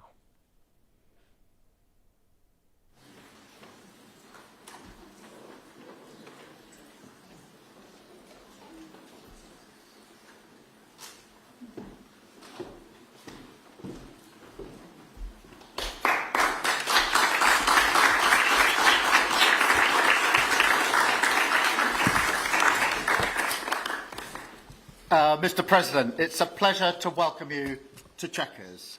This historic second state visit is a moment to celebrate the unique bond between our two countries.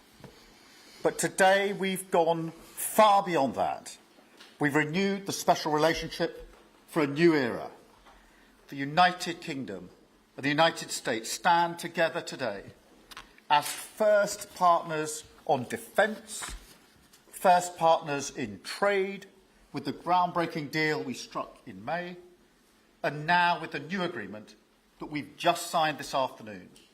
We're confirming our status as the first partners in science and technology, ready to define this century together, just as we did the last. This tech partnership has the power to change lives. It's our chance to ensure that technologies like AI, quantum, and others amplify human potential, solve problems, cure diseases, richer and freer, strengthen the cause of democracy, not tyranny. This is the territory on which the future will be won. So this partnership today is a signal of our determination to win this race together and to ensure it brings real benefits in jobs, in growth, in lower bills, to put more hard-earned cash in people's pockets at the end of each month. That's what we're determined to deliver. And we're bringing businesses with us. We've just come from a fantastic meeting with business leaders where we set out this vision. They have responded with new deals and investment, breaking every record that we have. £250 billion flowing both ways across the Atlantic. That is a record. Expected to create 15,000 jobs here in the United Kingdom. High-skilled jobs in cutting-edge sectors where people can build careers for the long term, changing lives in communities up and down our country. And look, while we shape this bond for a new era, the fundamentals have not changed. Security remains the cornerstone of this special relationship. We have the deepest, most advanced defence relationship in the world. Our warriors train together and they fight together. Our industries build together, everything from fast jets to the new AUKUS-class submarines. So now, as we drive up defence spending, we're going to sweep away the barriers to working together on new defence technologies so we can stay ahead of our... We're united in defence and security. Yes, absolutely. But we're also united in the pursuit of peace. We are working together to end the humanitarian catastrophe in the Middle East, get the aid in, free the hostages, and ultimately bring Israel and the region back towards a comprehensive plan which can deliver peace and security for Israelis and Palestinians alike. We're also working together to end the killing in Ukraine. In recent days, Putin has shown his true face, mounting the biggest attacks since the invasion began, with yet more bloodshed, yet more innocents killed, and unprecedented violations of NATO airspace. These are not the actions of someone who wants peace. So we've discussed today how we can build our defences further, support Ukraine, and decisively increase the pressure on Putin to get him to agree a peace deal that will last. And President Trump, you have led the way here, and we will continue to stand and work together for security and for peace. Mr. President, next year we'll celebrate the 250th anniversary of the United States. We've come on a long journey together since 1776. But it's no exaggeration to say that the partnership our two nations have built has shaped the world from the beaches of Normandy to the founding of NATO, to the creation of technologies that have revolutionised our lives. Time and time again, it is British and American men and women side by side, changing the path of history and turning it towards our values, towards freedom, democracy and the rule of law. In Britain, we take huge pride in that. And let's be clear, this relationship is not just about history, it's about the future. It's about the benefits it delivers now and for decades to come, to make our... We've shown today that we're delivering those benefits, improving people's lives, So we will go into that anniversary year more optimistic than ever and more confident than ever about our two great nations and what they can achieve side by side. Thank you. And it is now my pleasure to give the floor to Mr. President. Thank you. Thank you very much, very much. Minister Starmer, Melania and I are tremendously thankful for the wonderful hospitality that you and Lady Starmer have extended today at Chequers. Quite the place, I must say, quite the place. And we're grateful beyond words for the spectacular honor of the state visit yesterday at Windsor Castle, hosted by His Majesty King Charles III and Her Majesty Queen Camilla. These are two fantastic people. We will never forget it. As I said last night, the bond between our countries is like no other anywhere in the world. The United States and the United Kingdom have done more good on this planet than any two nations in human history. That is thanks in large part to the traditions of British liberty, which grew up on these isles, these beautiful, magnificent isles, and were carried by our ancestors to the New World. We're forever joined, and we are forever friends, and we will always be friends.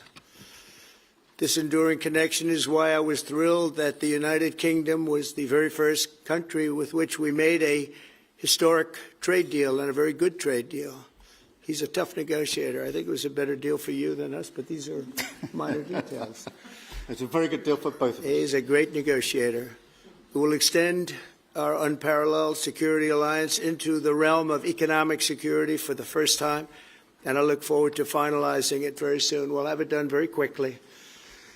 We have also just signed a historic technology prosperity deal, one of a kind, to ensure our countries lead the next great technological revolution side by side. In fact, we just left the business leaders, the biggest in the world. Some are in this room right now. And that was quite a meeting we had on business and trade and technology. We galvanized $350 billion in deals across many sectors, and we're committed to ensuring that the UK has a secure and reliable supply of the best AI hardware and software on Earth. And we supply that, and we'll make sure we supply it in quantity to the UK. We also are joining forces on quantum computing and nuclear power, a natural partnership for close allies. The United States, as you probably have heard, is doing better than it has ever done in terms of business and investment. The stock market has hit a new high, as you know, and that's for many, many days out of our fairly short 8 months. And we seem to be hitting new highs, and I think we're going to do much better even as time goes by. Jobs are at a record, and most importantly, we have more than $17 trillion, $17 trillion, and this is during an 8-month period being invested in the country, which is not only a record, but if you compare $17 trillion to the last year of the Biden administration, they did $250 billion. They didn't do $1 trillion for the 4-year period. We did $17 trillion of investment coming in. A lot of it's because of tariffs, and a lot of it's for a lot of other reasons, but there's never been anything like it. It's an economic superstar. That's what's become. It was mismanaged and badly handled for a long period of time, but it's not badly handled anymore. So that's a record, and remember, that's up until 8 months. We have another few months to go, and that number is going to get significantly higher, especially if we win a certain case that we're waiting to hear. That will be something like the world has never seen. I want to congratulate the United Kingdom on making the vital commitment to spend 5% of GDP on defense at the NATO summit this year. We've worked together very closely in so many ways. I'm very honored to tell you that we've solved 7 wars, wars that were unsolvable, wars that couldn't be negotiated or done. The U.S. has done 7 of them. The one that I thought would be easiest would be because of my relationship with President Putin, but he's let me down. He's really let me down. It was going to be Russia and Ukraine, but we'll see how that turns out. But that turned out to be, I thought it might be among the easiest of the group. But we had settled just about every conflict, and as you know, we're working very hard on Israel and Gaza. All that's happening over there. Complex, but it's going to get done. It'll all get done right. And likewise, Russia and Ukraine will get done. But you never know in war. You know, war is a different thing. Things happen that are very opposite of what you thought. You thought you were going to have an easy time or a hard time, and it turns out to be the reverse. As we saw in the unforgettable parade yesterday at Windsor Castle, what a place it is. The British Armed Forces, one of the finest military traditions in the world, one of the greatest marching bands, one of the most magnificent sights I've seen.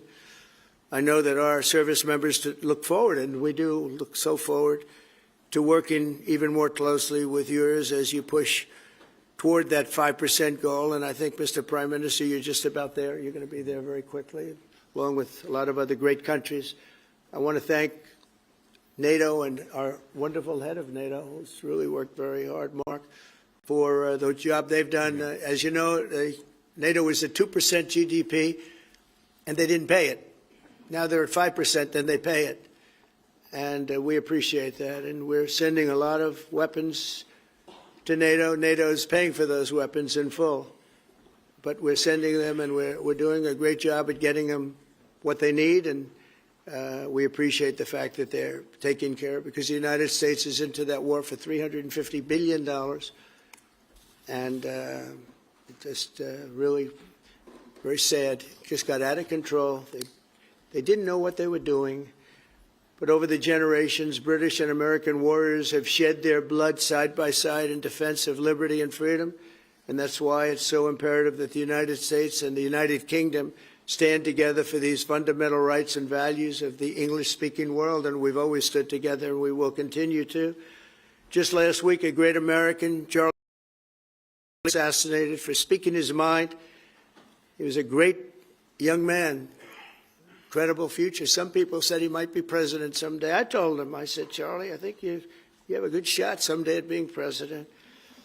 And he just wanted to take care of youth. He loved youth. I've never seen anybody relate to youth like Charlie, and they related to him, and they're devastated. But I appreciate the many British citizens who have offered their condolences. And again, Charlie was a great person. We'll be going out to a service on Sunday. I'll be leaving with some of the people in this room just to celebrate Charlie and all that he's done. So incredible. Never seen anything like it. But I hope that together our nations can lead a movement to defend the glorious traditions of freedom on both sides of the Atlantic. There could be no greater tribute to the immortal bonds of affection and loyalty that unite the British for all of time. We have a relationship like no other. It will always be that way. We will always be united. We'll always be together. And I just want to thank you, Mr. Prime Minister, for the great job I think you're doing. Thank you very much. Thank you.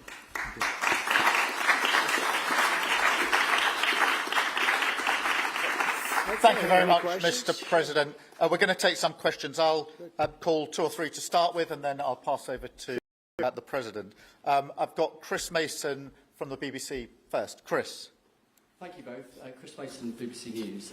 Mr. President, the UK is expected to recognise a Palestinian state in the coming days as the killing in Gaza continues. It often seems that you're the only person that Israel will listen to. What more can you say to them to tell them to stop? And why is the UK's position on a Palestinian state, in your view, wrong? And, Prime Minister, what will the recognition of a Palestinian achieve? Is it not just gesture politics to appease people in your own party? Thank you both. Well, Chris, let me just start with that, because we discussed this amongst other things. We had the best part of an hour, I think, upstairs earlier today, just one-to-one, going through a number of affairs, world affairs, in private. And we absolutely agree on the need for peace, and a roadmap in Gaza is intolerable. The hostages have been held for a very, very long time, and they must be freed. And we need aid to get into Gaza at speed. And so it's within that context of a plan for peace, which we're working hard on, which not only did we discuss this morning, but our two teams have been working together on, that the question of recognition needs to be seen. And so it's part of that overall package which hopefully takes us from the appalling situation we're in now to the outcome of a safe and secure Israel, which we do not have, and a viable Palestinian state. Thank you. Well, simply, I want the hostages released now, right now, not 1, 2, we'll give you 3 more tomorrow, and, you know, like it's been, but we're the ones that got all the hostages released. We got many, many came to the Oval Office, and I've heard stories like I've never thought even possible. There was no humanity, no anything. I said to them, I said, was there any warmth shown during this stay, like they offered you a little extra meal, they gave you a little smile, and they said, don't worry, you'll be okay. And every one of them said, not even a little bit. Amazing, you know, to think that during this stay, long stay in some cases. We had a man the other day, 451 days he was there. I had a question, and was there any warmth shown? Just a little word of, you know, encouragement. And the answer is every time, absolutely not. I'm shocked to hear it, because in the worst cases, there's always somebody that comes through. We have to remember October 7th, one of the worst, most violent days in the history of the world, not just there, the history of the world. And I got to see the tapes, and I wish I didn't see them, actually, but I got to see them. And I want an end. I want the hostages released, and I think it's going to be okay, but it has been a brutal period of time. But this has been going on for a long time. This is not something that's over the last year, 2 years, but this has been for decades and decades. But we want it to end. We have to have the hostages back immediately. That's what the people of Israel want. They want them back, and we want the fighting to stop, and it's going to stop. But a lot of bad things. You know, Hamas said that they're going to put the hostages up as bait. They're going to put the hostages in front of any attack. And that's pretty brutal. We haven't heard that one in a long time.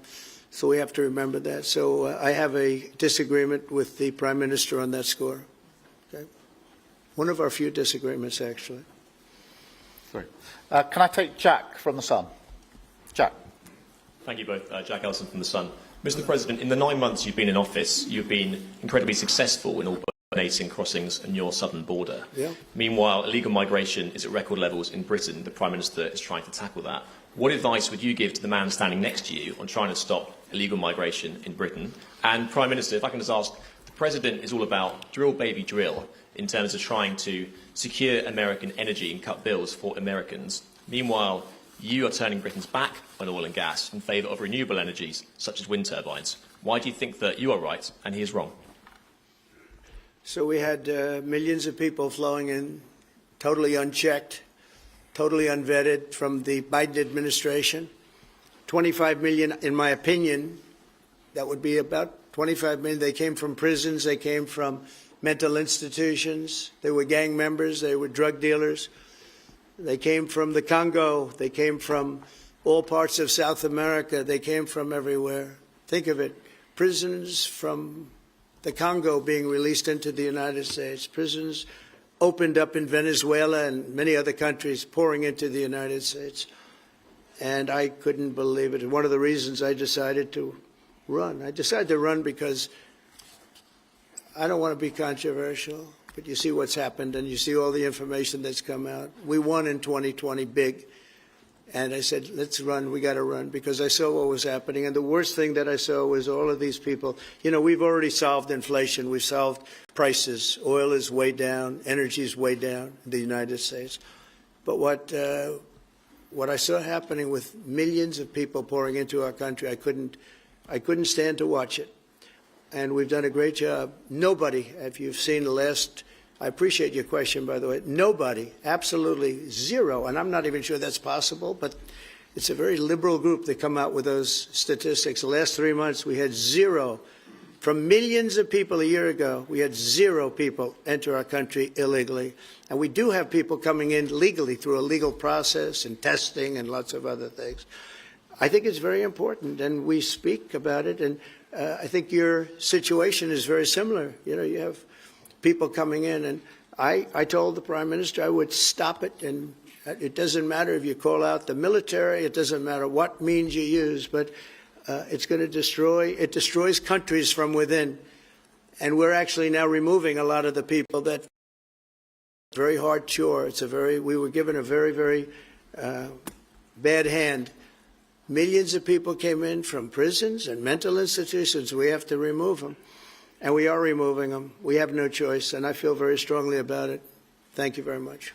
Jack, let me just deal with the question of returns, because this is obviously an issue we're taking incredibly seriously. We've struck a number of deals both on cooperation with other countries, because this is a problem right across Europe, to tackle the problem of actually breaking up the gangs that are running this trade. We have had a record number of returns, over 35,000 now since we came into office. That's the highest number for the best part of 10 years. We struck the returns arrangement with France, and notwithstanding the challenges to that scheme, which you've seen in the last few days, a flight went off at 6:15 this morning, successfully returning someone under that scheme. So that is an important step forward. Obviously, there's no silver bullet here. There's a range of things that need to be done. But given the challenges of returning people, it is important that we're able to prove it can be done. It was done. It was done early this morning. So I can confirm that that flight went. It went successfully. And I'm pleased about that. Now we need to ramp that up at scale, which was always envisaged under the scheme. But it's very important that we have been able to prove that the proof of concept, if you like, that this can be done, and will continue in that way.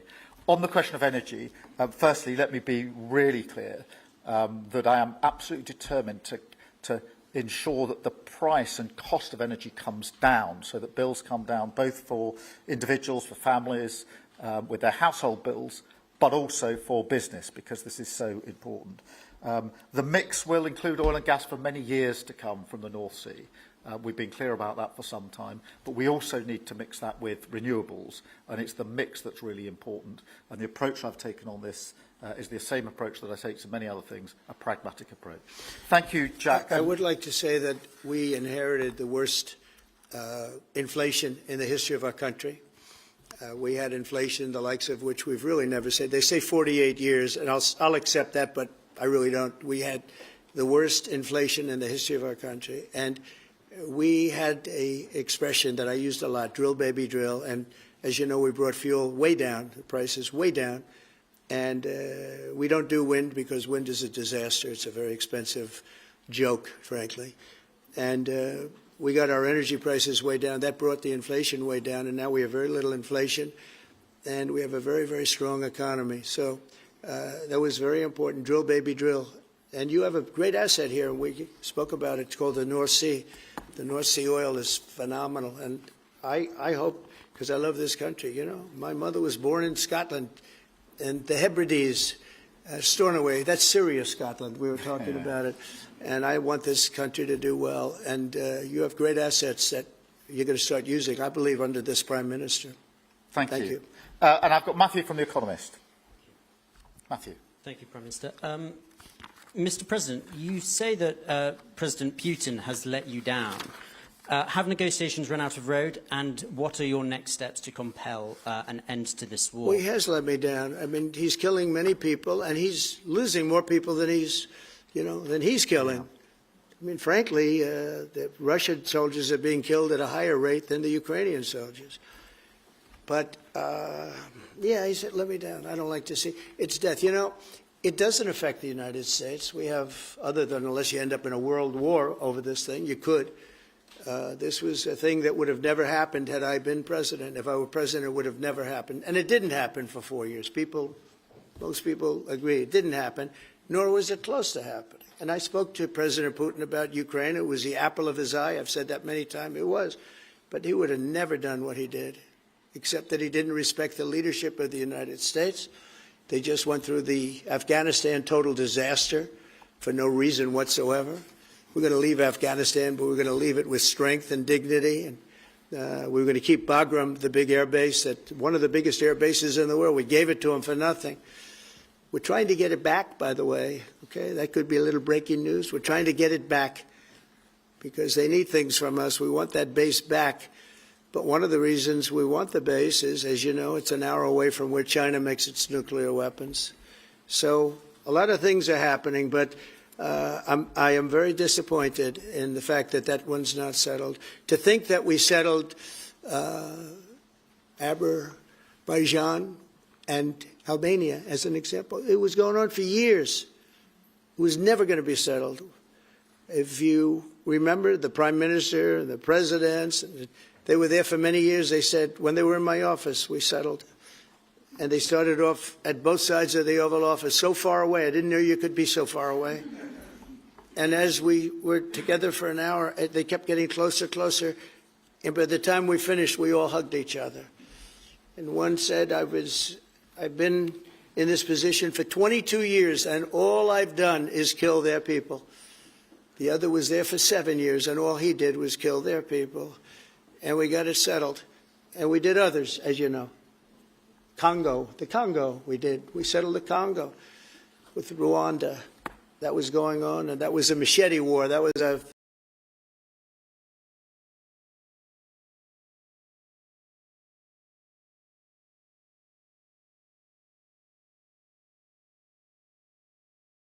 thought to be settleable. We did India and we did Pakistan. That's two nuclear. That was purely for trade. You want to trade with us, you're going to have to get along.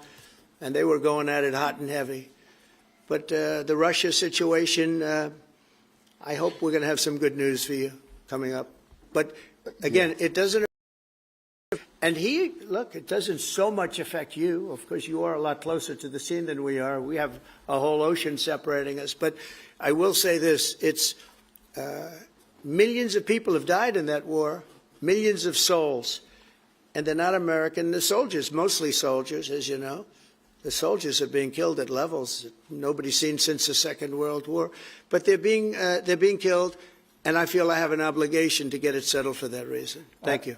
And just to add on that question, because we have to put extra pressure on Putin. And it's only when the President has put pressure on Putin that he's actually shown any inclination to move. So we have to ramp that pressure up. I think it's important to have this conversation in the context of what's happened in recent weeks.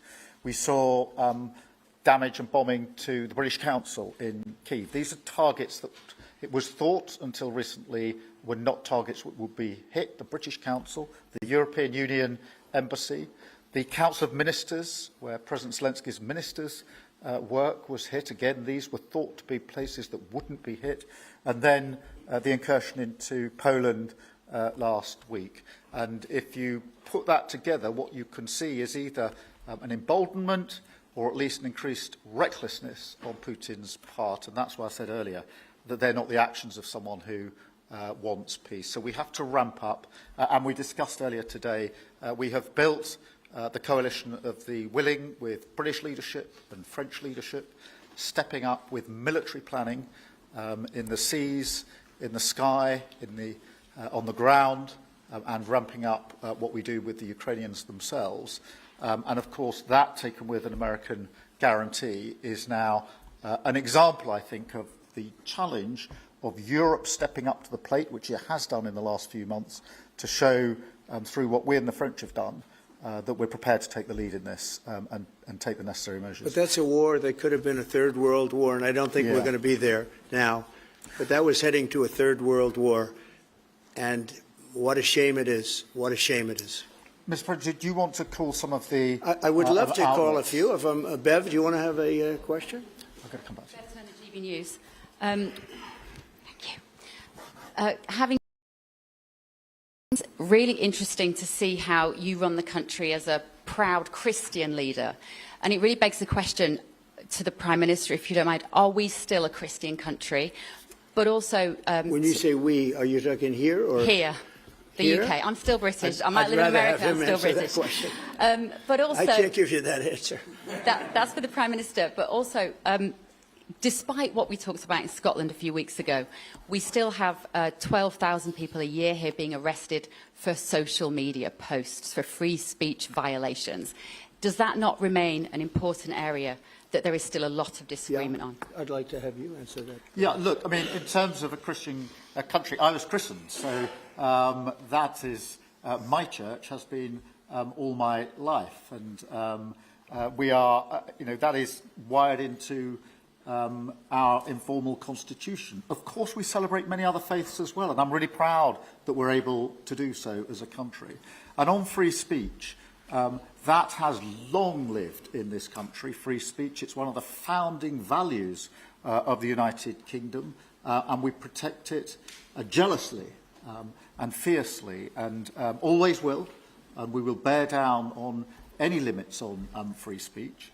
I draw a limit between free speech and the speech of those that want to peddle paedophilia and suicide social media to children, and therefore I'm all for free speech.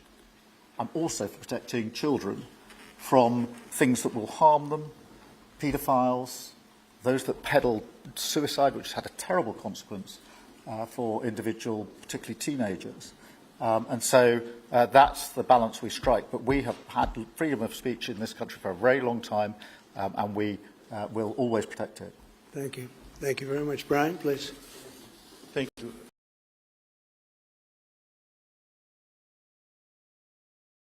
One, just recently, President Trump labeled Antifa domestic terrorists. Would you consider doing something like that in your country? Well, we obviously will take decisions for ourselves. I don't want to comment on the decisions of the President, but we take our decisions ourselves. And my question to you, President Trump, is there any update on the auto pen? Yeah, it's just gotten worse from their standpoint. The people that used it, and one in particular, one person, was never told by Biden to do it. Only spoke to Biden twice, and that was just talking about the weather, not talking about any order.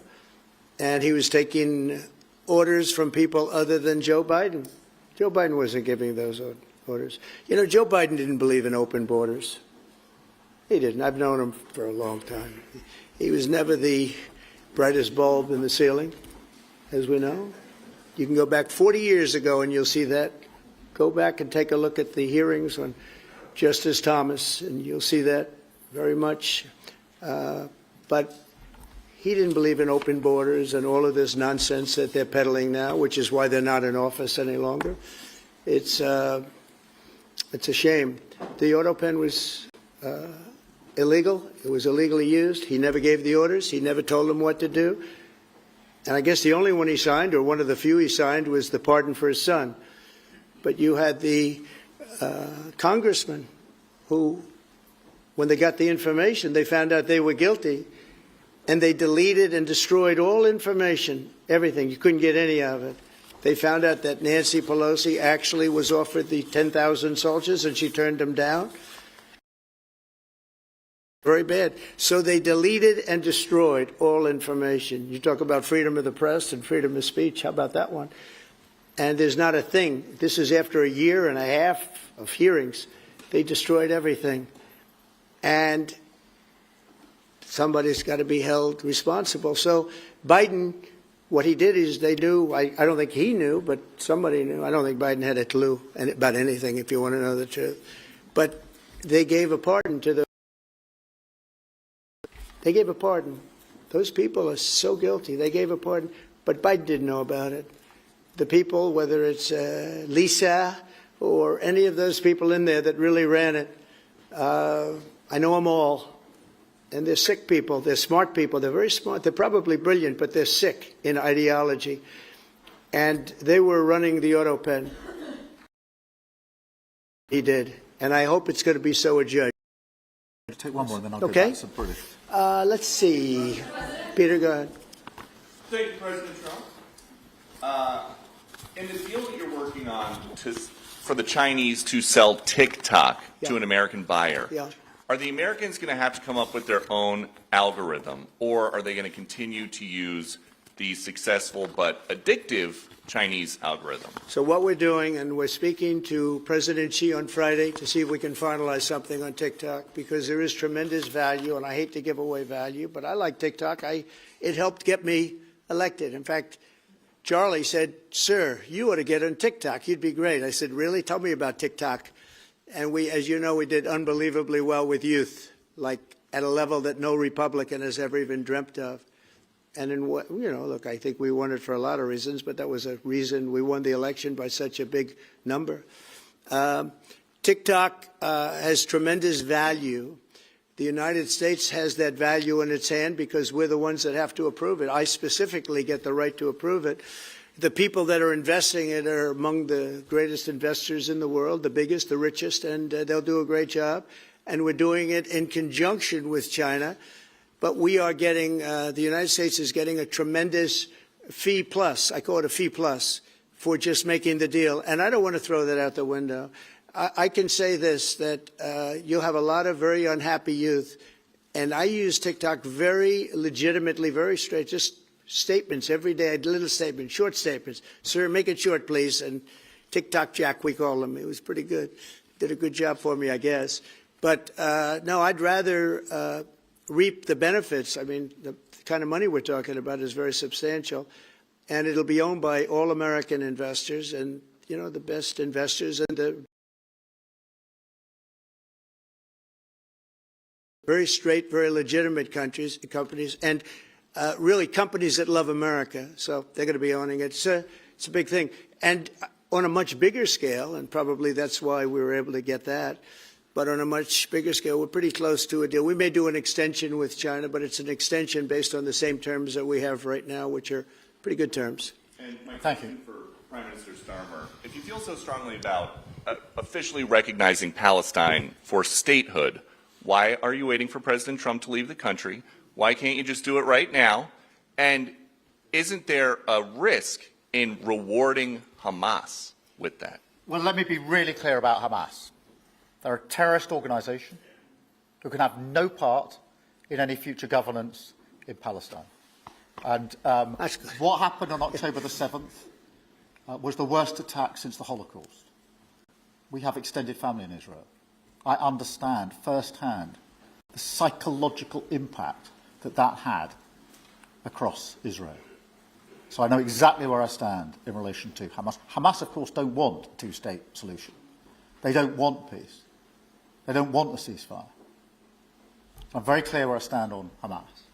Okay. On the question of recognition, I made my position clear at the end of July as to the timing, which has got nothing to do with this state visit, and I've discussed it with the President, as you would expect amongst two leaders who respect each other and like each other and want to bring about a better solution in the best way that we can. Thank you so much. Can I go back then to Robert at ITV? Robert Person, ITV. Mr. President, you uniquely, you alone in the whole world, have the power to persuade Prime Minister Netanyahu to stop the demolition of Gaza City, to stop the starvation of Palestine, and to stop the killing of civilians. If not now, when will you exercise that power and tell him to stop? Sure. And then for both of you... But you do understand about October 7th. You do understand. So believe me, I understand. One of the worst days in the history of humanity. What happened, I have seen the tapes. Babies that are 4 months old, and just chopped up to pieces. And you've seen the tapes, and I've seen the tapes. You're a professional, and so am I. And people forget about October 7th. I can't forget about it. So I want it to end, but I want the hostages back. I don't want the hostages used as human shields, which is what Hamas is threatening to do. But as soon as they're back, that's the moment you will tell Netanyahu to stop. Well, it would certainly help, but I have to have the hostages back. And I don't want them back piecemeal, as I said before. I want them back.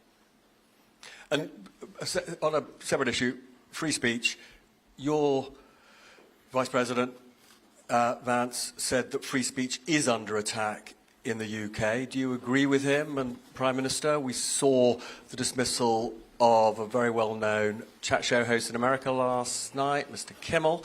Is free speech more under attack in Britain or America?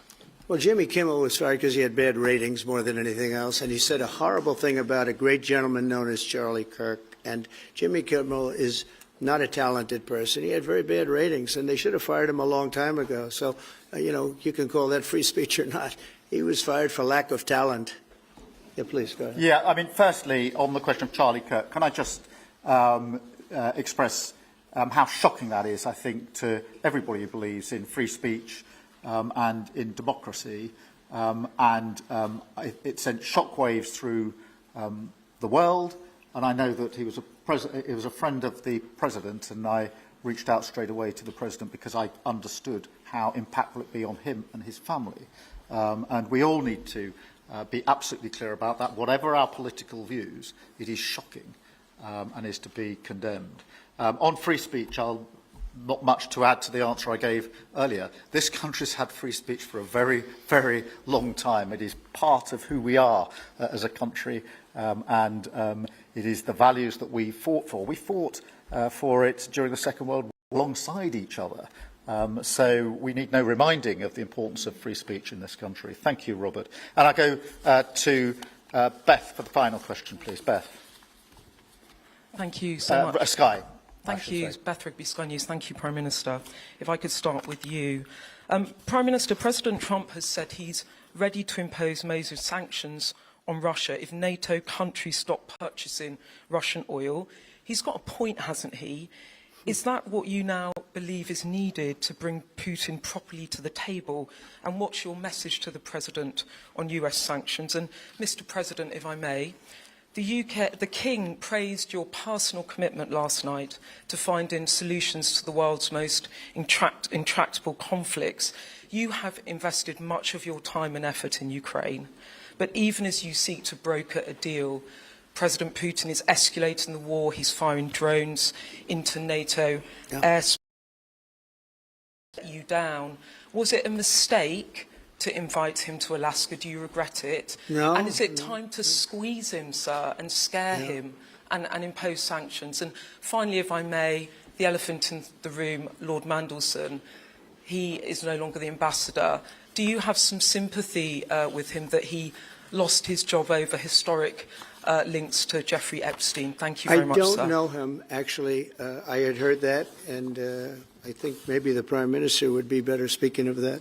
That was a choice that he made, and I don't know. What is your answer to that? Well, I mean, it's very straightforward. Some information came to light last week which wasn't available when he was appointed, and I made a decision about it, and that's very clear. On the question of the pressure on Putin and on Russia, which is obviously really important. Look, I think it is a challenge to Europe. There are a number of European countries which are too reliant on energy from Russia. The UK actually obviously has almost got nothing at all, but we do need to bear down and work with our European counterparts here. There are one or two countries, I think, that do need to look again at the question of energy. There's no one silver bullet here.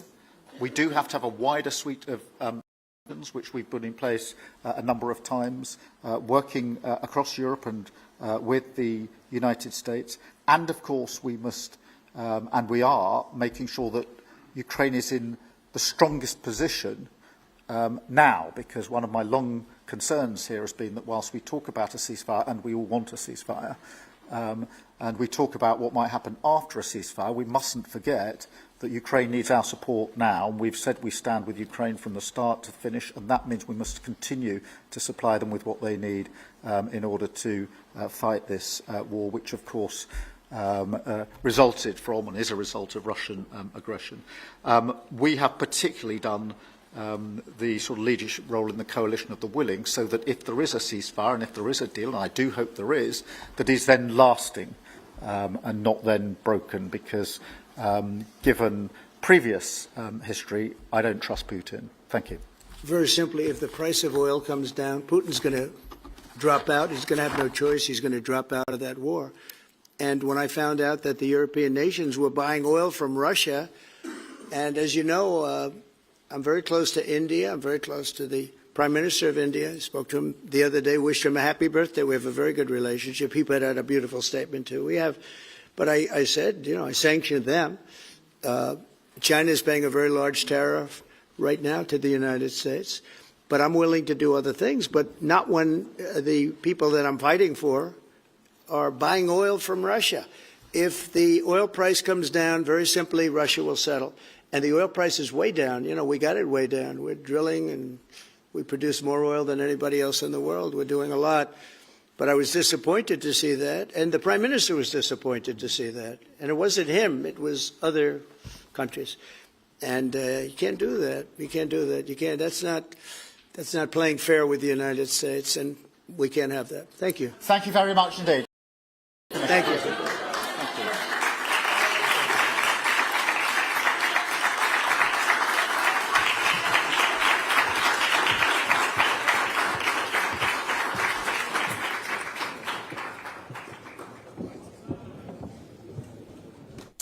Well, there you go. President Trump and Keir Starmer in London at a joint press conference. We're staying live on the air as the President and the First Lady will be departing from London, heading back to the States, heading back to Joint Base Andrews. So we're going to watch that whole ordeal. It's always great to see when the president's in a foreign country and him boarding Air Force One. Who knows if he'll stop and talk to the press or just give a wave to the press, but we'll see.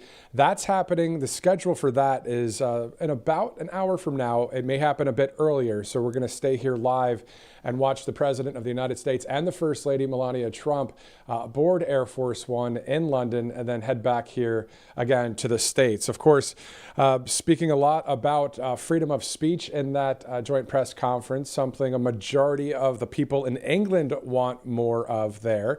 The topic of mass migration in Britain as well. Two huge issues out there for the Brits, especially those that are part of the free world that want freedom. Like we saw over the weekend, a huge event there in England for freedom of speech. Some great words, as you heard from President Trump, about Jimmy Kimmel. And I wonder what Mike Lindell has to say about all of this, as Lindell was mocked on Kimmel's show. If you remember, Mike was on Jimmy Kimmel's show for 2 appearances over the past few years. Well, Mike has agreed to do an interview with us at 1:30 Eastern. If we're still on the air, we'll have that live. If not, we'll record it and we'll play it in the near future.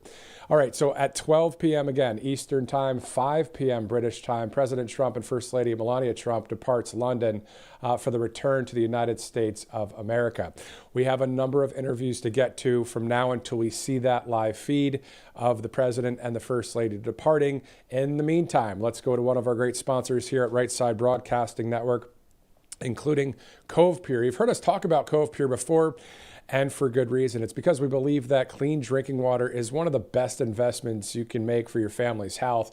And here's something you might not realize. When people take medications, their bodies, of course, they don't absorb all of it, but much of that stuff unfortunately gets flushed down the toilet, and water treatment plants are horrible at filtering out those leftover pharmaceuticals. So things like antibiotics, antidepressants, and even hormone disruptors from birth control pills. So no wonder our society is so messed up in the water category. But luckily, Cove Pure is lab certified to remove up to 99.9% of impurities.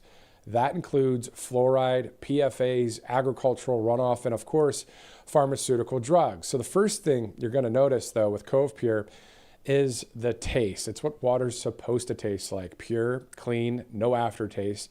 You're actually going to want to start drinking more water. And Cove Pure makes it so easy. It sits on your countertop, no plumbers, no drilling. You just fill it up and plug it in. And you can even select whatever temperature you want, hot, cold, or warm, with a tap of a button. And of course, you wouldn't want a stranger's drug prescription, so why accept their leftovers in your water? So protect yourself with the link below, covepure.com/RSBN. Right now, for a limited time, you'll get a special discount of $200 off of Cove Pure. One more sponsor here, Monetary Gold, great sponsor at the network. 2 banks, unfortunately, have already failed in 2025, and with $37 trillion in national debt, Monetary Gold says more failures unfortunately are on the way. This isn't fear-mongering, it's reality. The banking system built on quicksand, and every new failure threatens depositors, retirement accounts, and pensions. the government can't bail out everyone, and when confidence collapses, so does the system. So monetary gold tells us not to get trapped holding worthless paper. So all you do is call the number you see there on your screen or go to rsbnforthegold.com today. Monetary Gold and All Family Pharmacy and Cove Pure, many great sponsors here. Kalshi, Tax Network USA, so many great sponsors, MyPillow as well. Again, speaking of MyPillow, Mike Lindell to join us on Right Side Broadcasting Network in a bit from now, but if we're not live at that moment, we'll record it and air it. But again, I'm curious to hear what he has to say about Jimmy Kimmel. Of course, he was on the Kimmel, the show a few times there. In the meantime, let's go to conservative journalist Keir Davis. Now, Keir has written in the New York Post and many other publications out there, and we know that Keir is on the right side of history. We spoke about the late, great Charlie Kirk, the free speech icon, and many other topics. We have a number of interviews to go, and on top of that, again, we're going to stay live until we see President Trump and the First Lady depart from London. I'm Matthew Alvarez here on Right Side Broadcasting Network. Let's go now to that interview with Keir Davis. Let's go to Keir Davis, the conservative author and commentator. Keir, thank you so much for joining us on Right Side Broadcasting Network. Hi, Matt. It's good to be with you on this morning, Thursday morning in California. Is it Wednesday morning? What day is it? Yeah. Who knows what day it is anymore? It feels like we've lived a year in the last week. That's exactly right. And it's been exactly a week since we lost Charlie Kirk. And to your point, it does feel like months. I mean, it just was heavy. Can you talk to us? I know. Can you talk to us about, for you, last Wednesday, September 10th, were you just out and about? Were you writing an article and then you heard the news? And then tell us just how you dealt with it and what your first reactions were and that kind of thing. Well, I want to say that I had the pleasure of knowing Charlie personally. I worked with him over the years. I first met him 10 years ago when we both were regular guests on Fox News, and we used to be paired together a lot at that time.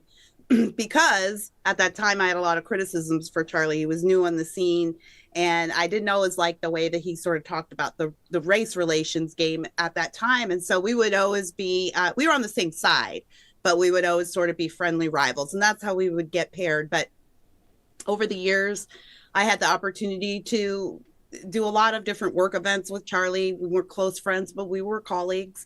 And he was always gracious and curious. And the last time I got to see him and speak to him personally was last April. And I'm really glad I did, because I hadn't seen him in a while. And I remember telling my friend, he's grown up, he's grown up. And I got to share some time with him on Michigan State campus. I happened to be visiting and knew he was there. So I made a call and I got to be in the tent with him and watch him work from behind the scenes. And I have to say that really was the moment where I was like, yeah, I get it now. I get what Charlie's doing, and it's the right thing. I'm so glad I got to see that. And I'm so sad for his family. And I'm devastated to lose someone that I loosely called a friend, of course. But America has lost a great friend as well. I'll tell you what, I was out running errands, and all of a sudden my phone just started blowing up. And a lot of people who know I know Charlie were going, what have you heard about Charlie? And I hadn't heard anything. And so I said, I don't know. What I figured he said something, and I was at the stoplight getting ready to get on a famous California freeway. And I happened to pull open the shooting video. And fortunately, it was from a farther away angle, so I really didn't have to be shocked by what I saw. But I immediately turned the car and went around and went home, and then watched the news as it came in, and watched it with my son, who's 23, and who also was deeply emotionally impacted by it. He's not a hard right conservative like I am, but he's a sensible young man. And this was a moment. I don't think we can deny this. This was a moment in time. It's one of those rare historical moments that will define a nation. I've heard a lot of people bring Martin Luther King's name into this talk as we talk about Charlie being martyred or being a civil rights leader. And I think it's inappropriate. I do. Exactly. I thought about it for quite a bit. I think it's an appropriate comparison. And we know that MLK Jr. had such an impact as a civil rights, activist and icon out there. But can you believe that Charlie Kirk is a free speech icon as well when it comes to not only our country, but around the world? Did you see those photos from everywhere out there? Yeah. And again, this is why I think it is totally appropriate to compare what Charlie's legacy is probably going to be to Martin Luther King's, because his murder also did the same thing, right? It ignited worldwide protests, and suddenly the Black struggle in America became a global struggle. I think we could make a case, and maybe I'll explore it in my column someday, about how that global race struggle brought us all the way to DEI and CRT. But needless to say, it ignited a struggle for liberty. And that is what we've already been in. We are in this dark time. We were able to save ourselves, at least give ourselves a respite last November. The rest of the world hasn't had that luxury yet. And so they are still in these dark ages, these dark times. And they're looking for inspiration. And that's what Charlie was to them too. And that's why I think we will be able to call him a great civil rights leader one day. Exactly. So, Keir, tell us about yourself a little bit in the sense of where you line up with everything when it comes to, I know you're on the right side of history, right? But when it comes to truth and courage and faith and freedom and the Constitution and free speech and all of that, you're fully behind all of that, aren't you? And then tell us why. Well, I have to admit, I wasn't always. I was born I lovingly call to a couple of godless hippies. And I was raised Canadian, and my mom's Canadian, my dad's American. And I moved permanently to America. He lived in Washington, D.C., actually. So a lot of my childhood was spent in and around the Capitol. We lived on Capitol Hill. And I was raised a socialist and a reflexive Black Democrat. Those were my goals and values. But I always knew I wanted to be an American and emigrated permanently at 18. And when I got married, I moved to Gary, Indiana, where my husband was from. It's a largely poor inner city community. And his father was the first Black man I ever met who called himself a conservative and called himself a Republican. My husband's conservative, but he's pretty apolitical. And I thought it was interesting. And he would always talk to me about politics, and we'd have arguments back and forth. He introduced me to Rush Limbaugh. I started listening to Rush Limbaugh a little bit. But then what happened was we started doing charity work together in the community. And I started doing education work with the public schools. And I finally got to come up against all the policies that I faced, that I supported my whole life, believing that they were right and good, particularly for the Black community. And then what I discovered is that they don't work at all. And then I thought, well, if I'm wrong about this, what else am I wrong about? And that's where my journey into conservatism started. And I would say probably somewhere during Bush's second term, I really became quite conservative. And if you want to ask me where I got radicalized, it was last week. But I have to say this. Every good thing that has come to me has come through this country. Everything that I love and value is here in this country. Every opportunity that I've had is because of this country. And when I was serving my community, that's what I wanted to give to them too. I wanted them to know that they could have all these opportunities, that this country is so great that they can come out of their circumstances and have what they want if they're willing to work. And the left doesn't do that. And so I knew I couldn't stay on the left. Exactly. I hear you loud and clear. Agree with you 100%. And finally, what would you like to say if AOC, Gavin Newsom, Mayor Bass, Mayor Brandon Johnson, and JB Pritzker were listening to you right now? What would you say to them, Kira Davis? You know what? I don't think I have anything to say to them. I think at this point, they're all completely irrelevant.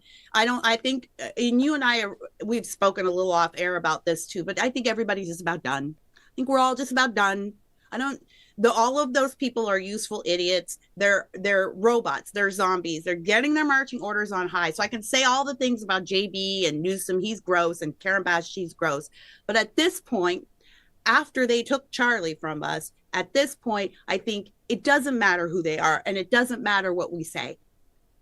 We're beating them. We're just going to beat them. We're just going to defeat them and get them out of the way. So I think that's coming here in California too, and I'm looking forward to it. But I'm no longer wasting a whole lot of energy on these people. Maybe I got to report on Newsom, but the rest of these people, they're just mouthing the words that their bosses have told them to mouth. They are completely irrelevant, and they're going to be kicking and screaming like parasites. You know, when acid touches them, they're going to be squirming all the way down to hell. That's what they're going to do, all the way down to the bottom. So let them scream, let them chatter, let them caterwaul, let them lie to us. We're not buying it anymore. We're just going to come defeat them. And how do we defeat them? Is it just simply at the ballot box, but also through having the true narrative? Like when you write these articles, when we talk about this here, I mean, that's the way, right? Work hard, pray hard, vote hard. I'm so glad you asked. I feel like this is a three-pronged solution, you know, and one is revolt. That's what we've already done. I think we did that last November, right, at the ballot box. Americans have an American Revolution every 4 years. That's what's great. We do have a civil war every 4 years, but we have it at the ballot box. And so we won the last one. The second one is Republicans. I think people need to be voting for Republicans, even if you don't like Republicans, because especially if you're in a blue city, you need a change. Sometimes a change is as good as a rest. But we need a shake up, and we're a two-party system. And the third is revival. There are cultural issues, Matthew, that we're not going to solve with policy. We're not going to solve with rage. You know, I got a lot of rage right now, admittedly. We're not going to solve it with that kind of rage. We're not going to solve it with even good people like me and you in our great shows that we do. But this is a heart issue, and we have expelled God from so many aspects of society, and now look at the results, and we can see the results in real time. We've got a Muslim problem, Matthew, in this country that's going to have to be addressed. There's an Islam problem in America, and that's going to have to be addressed because these are citizens, these are countrymen, but this is still an ideology that isn't compatible with Western culture. How do we address that with the law? We can't. That's a heart issue. That's a revival issue. That's a Jesus issue. So revolt, Republicans, revival. That's what I think needs to happen in this country. I think revival will be the final step. And I was at Charlie's memorial the other night in Southern California with 10,000 other people worshiping in the open air and thanking God for our country. If that is not a sign of what is to come, and what Charlie's legacy is going to be, I don't know what is. Exactly. If an icon of free speech and stood for Jesus, family, country, freedom, courage, and truth. And I won't even say stood for, stands for, because as believers, he's alive. He's in heaven with Jesus right now. Kira Davis, thank you so much for joining us. I know you've written in the New York Post and all sorts of publications out there. Best of luck to you. We'll be having you again on this broadcast in the near future. Thank you again for joining us, Kira. Thank you so much, Matt. All right. Great to interview her there as it's 11:13 Thursday, September 18th. Looking forward to seeing the President and the First Lady depart from London, England to head across the pond. It's about a 6-7 hour flight across the pond back here to the United States of America. As soon as we see that live feed, we'll be going to that. In the meantime, all of this brought to you by some great sponsors, including All Family Pharmacy. Imagine someone in your family wakes up tomorrow with a fever and a cough and you have nothing in the medicine cabinet. So the question is, now what? Well, flu season doesn't wait, and being proactive always beats scrambling at the last minute. Prevention is easier, cheaper, and gives you peace of mind. So the question is, why not stock up on the essentials now, like Tamiflu, antibiotics, antivirals, ivermectin, hydroxychloroquine, the immune boosters, zinc, vitamins, and that's just the start. And at RSBN, we trust All Family Pharmacy, and so do families across America. They make it simple to get the medications you need, fast, reliable, and always with a doctor's prescription included. So they have more than 200 medications, everything you need to stay prepared, all in one place. You don't have to get caught off guard this flu season. Visit allfamilypharmacy.com/RSBN, and you can stock your medicine cabinet before flu season knocks at your door. So there you go, All Family Pharmacy. Use that RSBN 10 promo code, get that 10% off. Again, always good to be able to get things like ivermectin, hydroxychloroquine, many other medications there. all family pharmacy, as it's 11:14 Eastern Time. Thanks again for joining us here on Right Side Broadcasting Network, looking live right there in London, England, as we'll see the president go into the car, of course, and on the way to the airport. Now, at the airport, if the president speaks with reporters and that kind of thing, obviously we'll have that live for you here on the network. In the meantime, while we await anything to go back to in London there, maybe on a split screen, we can air another interview here. This is conservative author Mason Weaver, but we can, Director, should we go to that, or do you want to stay with this? Okay, so it looks like we do have a live interview as well. Nick Fondaero with the Media Research Center. So we'll be going to a number of interviews over the next few minutes. Nick joins us now live as we await the president there. Nick, thanks so much for joining us on Right Side Broadcasting Network. Thanks for having me. Definitely. All right, let's talk about it. I mean, we saw the president there in the UK today. We've seen what it's been like over the past week. First, your thoughts on the free speech icon, Charlie Kirk. Personally, I didn't listen to him too much. I spend most of my day listening to the liberal media, and then by the time I get home, I'm just sort of tuckered out from politics. But he definitely had a major impact. I've seen it with the other organizations I've talked to, worked with. When I was younger in college, going to CPAC and seeing all the Turning Point people in the red polos, they had an immense reach, very expansive, and I see them only growing since the time I left college, and basically see them all over the country, and they're having immense success just talking to people. You see them sort of engaging people at tabling events on campus, and he's definitely growing his organization and his memory, sort of growing that young conservative base and helping the conservative movement build that base of young leaders for the future. And then can you believe how someone in the mainstream media, as is your expertise there at Media Research Center, with MSNBC, I mean, how these guys are covering a tragedy like that is, I can't think of any word other than ridiculous.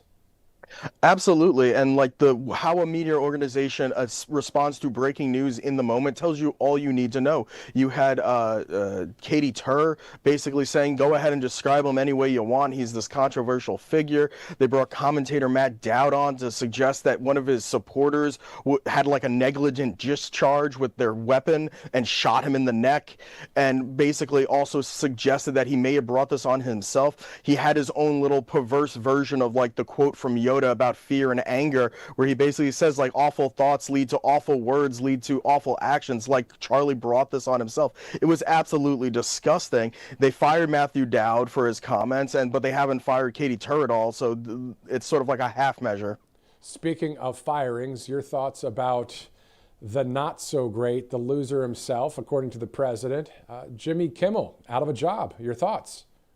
Absolutely. I see a lot of people even some on the right suggesting that this was somehow a violation of his free speech.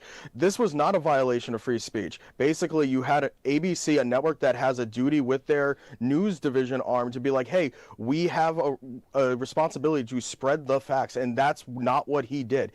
Jimmy Kimmel basically made up lies about the shooter being a conservative and from the right, and basically and others are saying like, oh, hey, he's just a comedian. I don't know what the punchline of the joke, it's a claim that people who didn't take the COVID vax deserve to die. I don't see the punchline there. Those are not jokes. Those are his opinions, and he's saying some fairly negative things, very nasty, hurtful things, and basically what we're seeing is a news organization, a private entity, being like, okay, we can't be associated with this. That corporation also has the right to freedom of association, and they don't want to associate with a guy who says those kinds of things, and suspended indefinitely so he could get his show back if he says the right things behind closed doors or agrees to make some sort of apology, which there are conflicting information that whether or not he even wants to do that. But basically, what this sort of shows is that, especially in the wake of Jimmy Kimmel being fired, a lot of the left is going back to these stochastic terrorism tactics of just painting Republicans as Nazis and oppressors. These are the kinds of comments that lead to what happened with Charlie.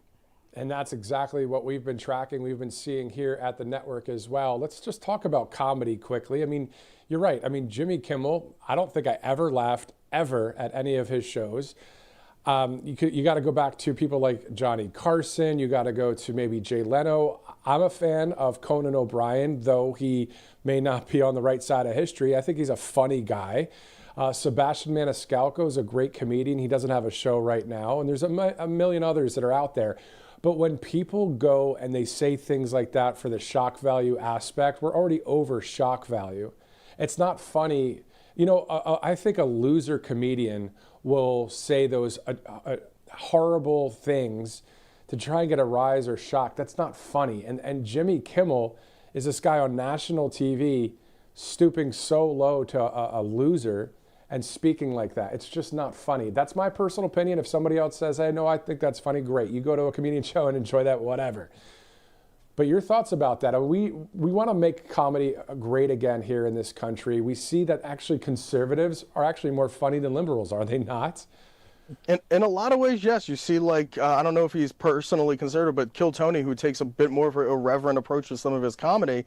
But basically, a lot of it is what happens on Jimmy Kimmel's show. It's not really comedy. It's literally just him stating opinion and sort of like, and it was just this sort of nasty comments that get a laugh out of his liberal audience, where it's not really comedy at all. It's literally just like a little therapy session for them. But instead of trying to get over their inner demons or try to make themselves better, they're just sort of stewing in their own hatred for Trump, Republicans, and it's just this outlet for them to be nasty. And that's how you end up with people who think that conservatives are these people that are beneath them, whose lives don't matter, who have all these negative opinions, or who are these just awful people, not worthy of the right to life or the ability to just live and be themselves.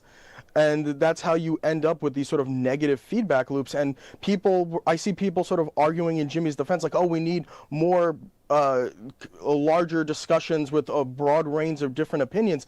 Jimmy never advocated for that at all. On his show, we did a study here at Newsbusters. He had, of his guests so far, he had like 97% liberal guests. He had 59 liberal guests to 2 conservative guests. That is not a wide varying of opinion. He did not like it on his show, so he's not. Why should anybody sort of give him that same regard? That's not something that he wants. Exactly. And then you look over at CBS and Stephen Colbert out of a job as well because of the same thing. I don't know what these people don't understand. The majority of America, a huge, huge, huge percentage, are conservative, common sense. They love God, family, and country. You could still have be a comedian, aka Greg Gutfeld, and others out there that are funny, but also on the right side of history. But anyway, the point is, I agree with you 100%. I'm glad Kimmel's out, glad Colbert's out. Next up, we'll see if it's Jimmy Fallon, as President Trump said earlier. Let's shift gears now to Sunday. Of course, we know that the funeral and the memorial for Charlie Kirk in Glendale, Arizona. What do you think will be the coverage aspect there? We know that millions and millions of people from this country and around the world will be watching, whether live or on tape playback or online or, on social media, right? So my question to you is, do you think that there will be a lot of coverage more than that 30-second, oh, by the way, this great free speech icon, this great conservative, this person that's beloved by millions and millions and millions, how about hundreds of millions of people in this country and around the world? Will they quickly just, oh, this happened, or will they actually cover it with some reverence due Charlie Kirk? I think a lot of the major networks, CNN, MSNBC, ABC, CBS, NBC, I think they'll cover with reverence. I think what you're probably going to see is them perhaps use it as an opportunity to be like, oh, well, this happened this week where conservatives were abusing his memory, cracking down on hate speech or cracking down on free speech, even though what people are talking about is ABC and their freedom of association with Jimmy Kimmel, or other businesses who are getting rid of entities or people that used to work for them who were cheering on the murder or calling for other murders. So you'll probably see like reverent coverage, but they'll use it as an opportunity to take swipes at the right and say that the right is not living up to his memory, who are going against his message of free speech and discussion and debate. Meanwhile, that's not what's happening. It's the same spin that we're seeing with the Jimmy Kimmel suspension, where they're trying to spin this as about him telling jokes when he was stating what he wanted to believe were facts, and where he was just straight up lying about the motive and who the killer was. And basically one thing that they have to remember is Jimmy Kimmel still has his right to free speech. Charlie Kirk doesn't. It's so true. And on top of that, let's be clear, Sinclair and Nexstar are these two huge TV ownership groups, right? They have many affiliate stations across the country, many ABC affiliates in towns across America. And Sinclair and Nexstar said, we are going to pull back from airing Jimmy Kimmel. And on Friday, I believe that they're going to be showing a tribute to Charlie Kirk. So the point is, ABC Disney saw Sinclair and Nexstar and said, you know what, this is too much. We're going to take Kimmel off the air. That's what happened there. And let's be very clear about freedom of speech. And I want to hear your reaction to this, Nick. Thanks again for joining us. And everyone watching at home, thank you for joining us. We're seeing London, England there. And as we see the president, we will take it there live as we await the president and the first lady to depart back to the States. But Nick, when it comes to freedom of speech, it's simple as this. You know, the people that said what they said about Charlie, it's 100% wrong. It's evil. It's awful. I can go on for hours.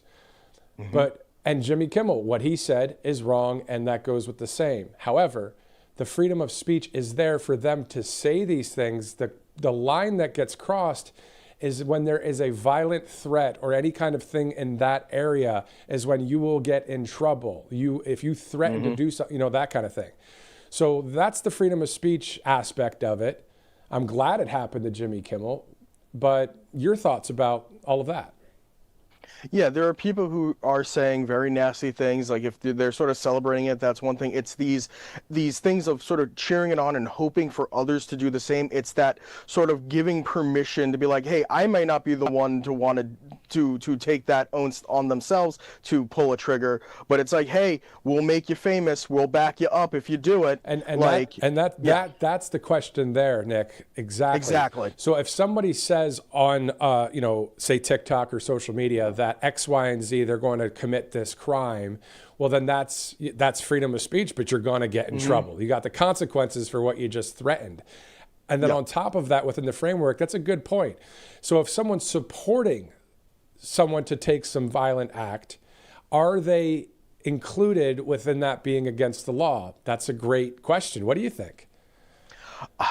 I'm not too sure it would be against the law, but I think that's enough for an employer to be like, hey, we're going to let you go because we don't want to be associated with somebody who is going to bring this sort of negative press against us. We don't want to be seen as somebody who, or as an entity that encourages this type of thing, so we're going to let you go, which is what we saw with the ABC and a lot of these people that were getting fired. It's the entities and the other people in their lives that were being like, hey, we don't want to be friends with you. We don't want to be associated with you. We don't want you to work here anymore. And what we weren't seeing was the government coming down and being like, okay, we're going to lock you guys up. I think that's why we saw like a lot of concern from even people on the right with what Pam Bondi was saying before she sort of clarified her statements for the basically the incitement of violence type of thing. And I think even with the Jimmy Kimmel situation with ABC, I sort of mentioned this earlier, it's ABC has this responsibility as a network that owns a news outlet to have truthful statements being spoken about about these major news events. And what Jimmy Kimmel was saying was not truthful. It wasn't really a joke. He was just saying, oh, the conservatives don't want people to think that anybody other than they're trying to put the blame on everybody but themselves, and saying it in a way that conservatives were to blame, that Charlie was to blame, or just the way conservatives interact with the world, and that this is how conservatives interact with the world. This is what they were saying, and ABC is like, hey, we can't have that. A lot of our subsidiaries are going to start not showing your show, and it's a business decision. The same reason with the Colbert report, with Colbert show. Basically, they're making a business decision and just cutting an anchor around their neck. Exactly, and I'm not sure if we can pull this up, Director. The Brendan Carr X post, Nick. I just wanted to read this to you and get your reaction as well.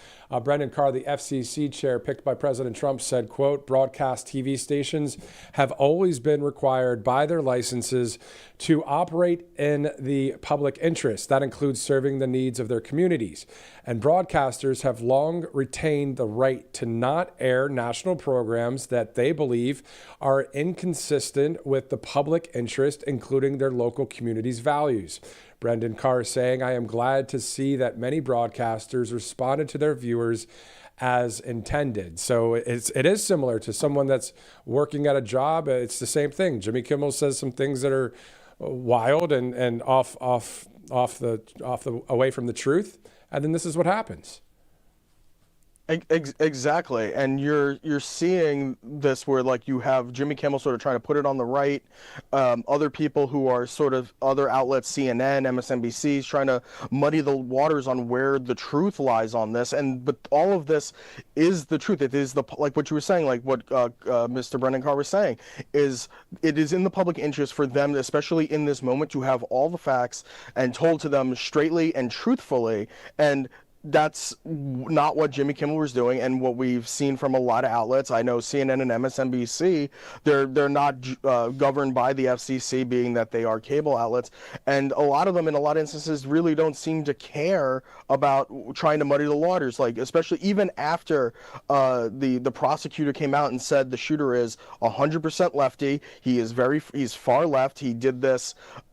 And he has a trans boyfriend and all of these other things. And even they were sort of saying like, oh, but he has like some ties to gamer culture, so it's not like really clear cut. And you had Casey Hunt just sort of on CNN trying to muddy the waters, and they really don't want this to be tied back to liberals in any way. But meanwhile, they're all saying like, oh, we got to tone down the political violence.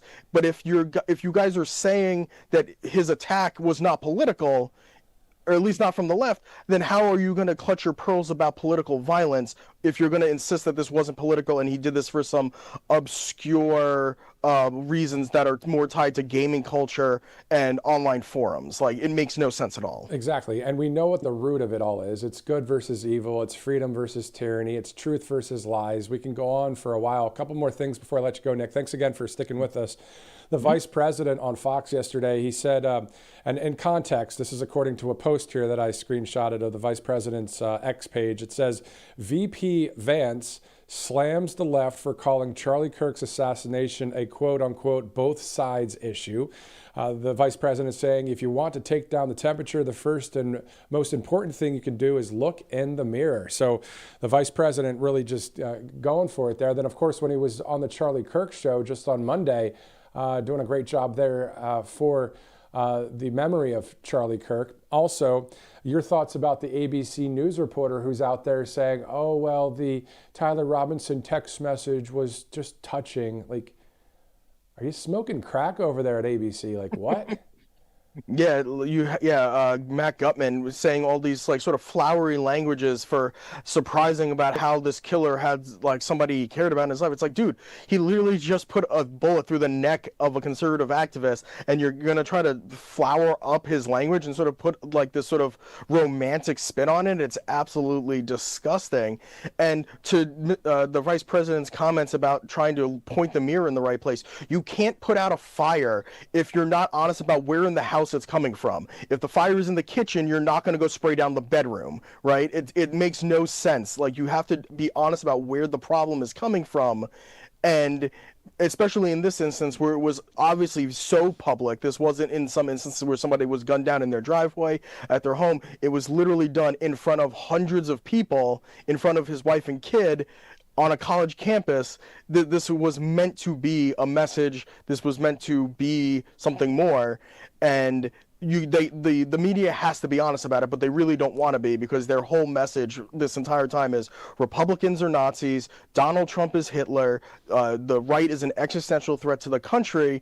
But what they're not taking into account is what kind of future does that paint for a deranged person on the left when you're telling them that Nazis are taking over, there are going to be no more elections. What solution is there other than to kill your opponent? This is the false dichotomy that the media is setting up, and it's this stochastic terrorism that stokes these people who think that they need to save the country by taking a weapon into their own hands. Constant mic drops there, Nick. Constant mic drops right there. That's so true what you just said there. Also, when we look at the mainstream media, plus when we look at some in Congress and those that are extreme left, they want to make everyone think, and this is why this information war, just like InfoWars, it's a perfect name for what Alex Jones is doing over there, because this is an information war. It's all about swaying public opinion. So those in Congress and those in the media, to echo what the left is saying, are acting like all of the country on the side of the Democrats are against this situation, or we're cheering on the death of Charlie Kirk. But really, we did see many social media videos of people saying awful things. I think it's a smaller population of people that are really like that. Do you agree? I mean, is it basically the mainstream media, the extreme liberal Congress people, and then those that are on the left that are extreme, that just post random videos? But that's not a huge percentage of the country, right? I would hope that it's a small percentage of the country. I do remember earlier this year there was a poll that said, I believe it was like a majority, like 55% of Democrats thought that violence was somewhat acceptable, at least somewhat acceptable for political, for getting their political points across. But I also saw a more recent poll in like the last week or so that says it's more like 10 on either side. So it's, or at least less than that, like very, very small percentages. Obviously, poll takers can massage the numbers based on how many people they poll and in what quantities on left and right and which ones they know have more extreme opinions. But I would really hope that perhaps Charlie Kirk's murder had created a turning point, if you will, for America, where people, now that they see it on TV and it is no longer just sort of this romanticized thing of, oh, we are going to be resistance fighters standing up to oppression, and they see what that actually looks like in practice, that maybe people will sort of step back from the ledge and on their own sort of tone down their own angst and their own want to see something bad happen. Were you able to watch any of the FBI Director Kash Patel in Congress over the past couple days? I was able to see a little bit of it. I've been busy with other things, but I have seen some snippets of it, and I think he sort of held his own pretty well against a lot of the incoming. You know, speaking of that, so the Democrats that were speaking against Kash, against the president and on, the thing that was really disappointing, Nick, was that was on day 6 and day 7 since the death of our friend and our family member, for those that are Christian out there, Charlie Kirk. And for the Democrats to go at Kash like they did without any realization of being in touch with the American people and being in touch with the current situation of what just happened. Instead, you have Cory Booker, or you have a number of other people just acting the way they did and saying all this ridiculous stuff, but not realizing what the heck we just went through in our country. Can you believe it? Oh, absolutely. I think that's sort of like what I was hinting at with this stochastic terrorism, where their knee-jerk reaction is to paint any conservative or right-leaning person that comes before them in the worst light possible, and just so that they can cut clips, and they really don't have any sort of care for what that does for the body politic, for America's body politic, and that this can incite people to violence. Exactly. Nick Fondaero with the Media Research Center. Nick, thanks so much for your insight. Great speaking with you. Hope to see you again soon. Thanks for having me. Definitely. All right, looking live there in London, England, of course. You see the President of the United States, our President, Donald J. Trump, about to depart. And as soon as we see him, we'll go there live. And again, we're going to see both the President and the First Lady depart from London and board Air Force One, of course, and head back to Joint Base Andrews in Maryland. So looking forward to seeing the President. Who knows? He might stop and talk to reporters. We'll see what happens. I don't think he will. That's just a guess of mine after covering this for a few years now. But also, I think he'll speak to reporters on Air Force One in that 6 to 7 hour flight across the pond back to the states. But we'll see. I mean, he did just do a press conference. That's pretty common sense thinking as to why he may not stop with reporters. He might just get back on that plane and get on home. Back here, the land of the free, the home of the brave. We love our country so much. We love God, family, country, don't we? And we miss Charlie Kirk, and we know it's been 8 days since, but it seems like it's been a lot longer than that. And Sunday's going to be a huge day in America. And as somebody said on Truth Social the other day, believing for an outpouring of the Holy Spirit in that stadium on Sunday, the power and presence of God, because we know that Charlie Kirk is with him right now. 11:40 Eastern. So what we're looking at is that in 20 minutes is the scheduled departure time for President Trump. We'll see if it's on time or not. In the meantime, let's go to Mason Weaver. He is a conservative author. Okay, the director is saying to stay here for now. We'll go to Mason in just a little bit. He's a great conservative author and conservative analyst. And it's just great to hear from people about their faith and the late Charlie Kirk, and also, common sense in America. In the meantime, we can go to a much shorter video. Director, what about going to the Kristi Noem video? Can we do that?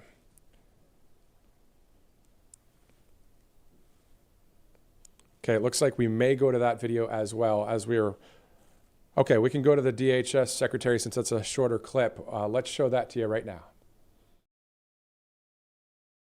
Load up on guns, bring your friends. It's fun to lose and to pretend. She's overboard and self-assured. Oh no, I know a dirty word. Hello, hello, hello,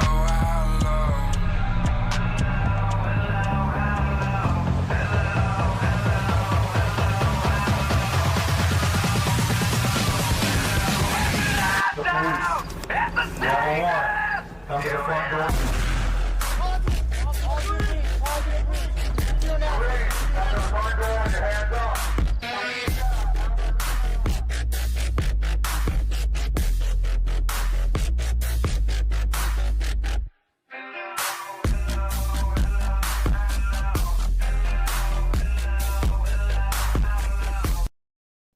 And that video posted just an hour ago, Secretary Kristi Noem on X, if you want to check it out, saying, "We will not back down." So we know that Homeland Security and Customs Border Protection agents with ICE mass deportations and guarding our southern border in partnership and that joint exercise there when it comes to our military being along the southern border as well. So we know that the National Guard is going to Memphis. We know that they're there in D.C. Will they go to St. Louis, Chicago, New Orleans?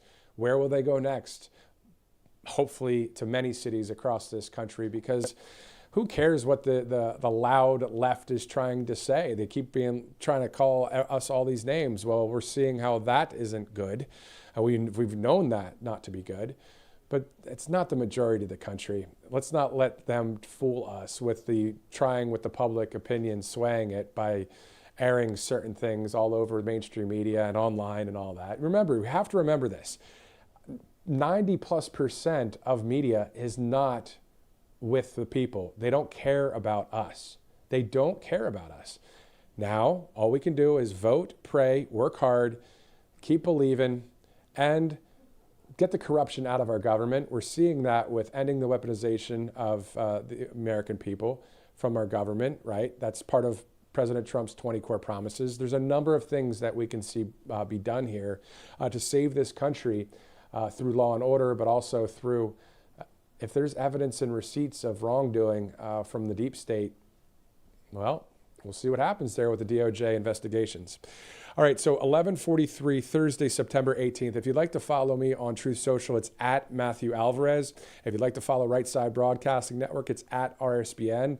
Also, Robert McNeely is on Truth Social as well. So great for the follows, but also great to communicate with you guys and be with you, because we're on the right side of history just like you are. As we're looking live there, looks like Susie Wiles, the White House Chief of Staff, leaving the building there in London. So we're going to be seeing some more of the top cabinet officials as well, and President Trump as he departs the building there, Chequers Square in London, England. Again, we're going to see the president board Air Force One with the First Lady and the team and get them back here to the States. Let's get back to winning here.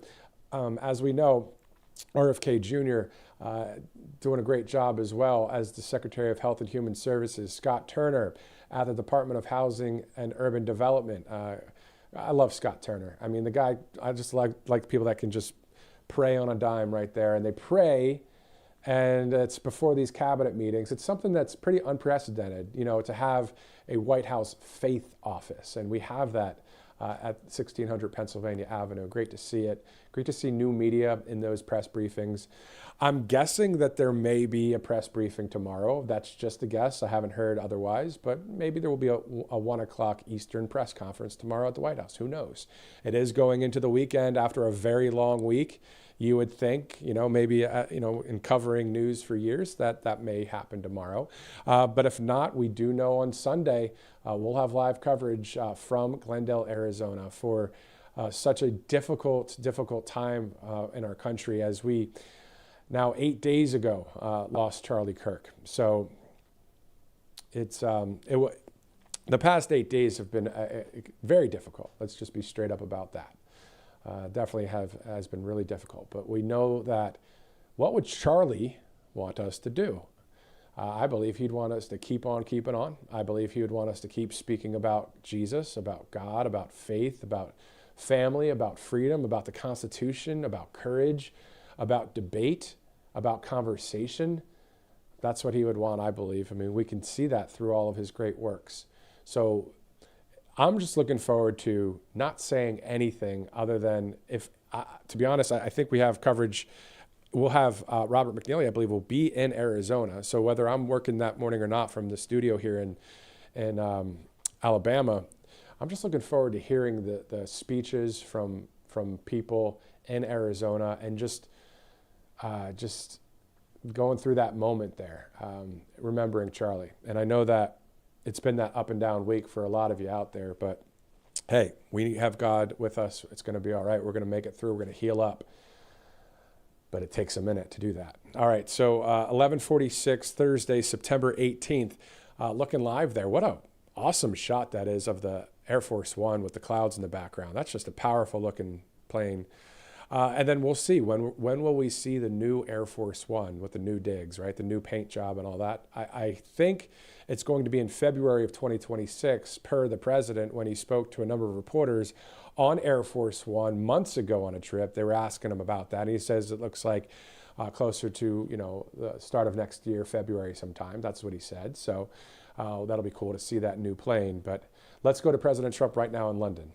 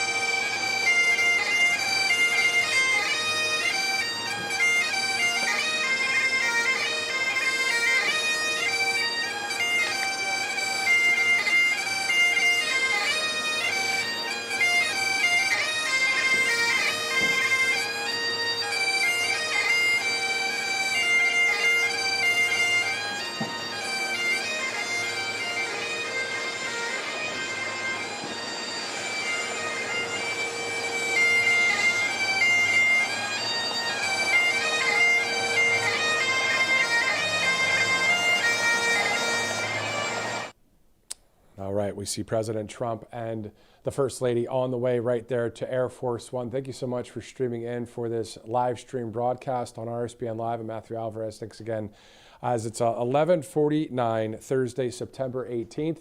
It is 5 hours ahead of us there in the British time zone there. So the president will return, of course, to the White House later today, Eastern time.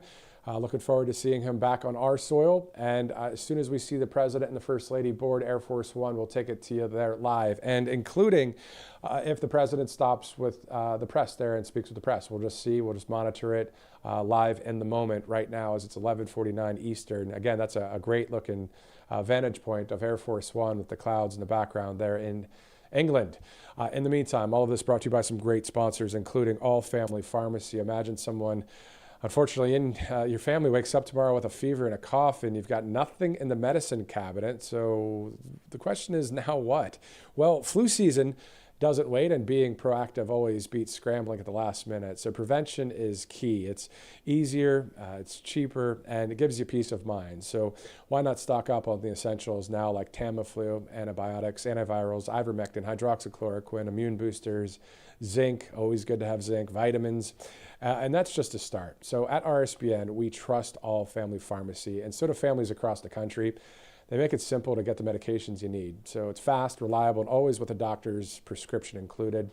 They have more than 200 medications, everything you need to stay prepared, all in one place.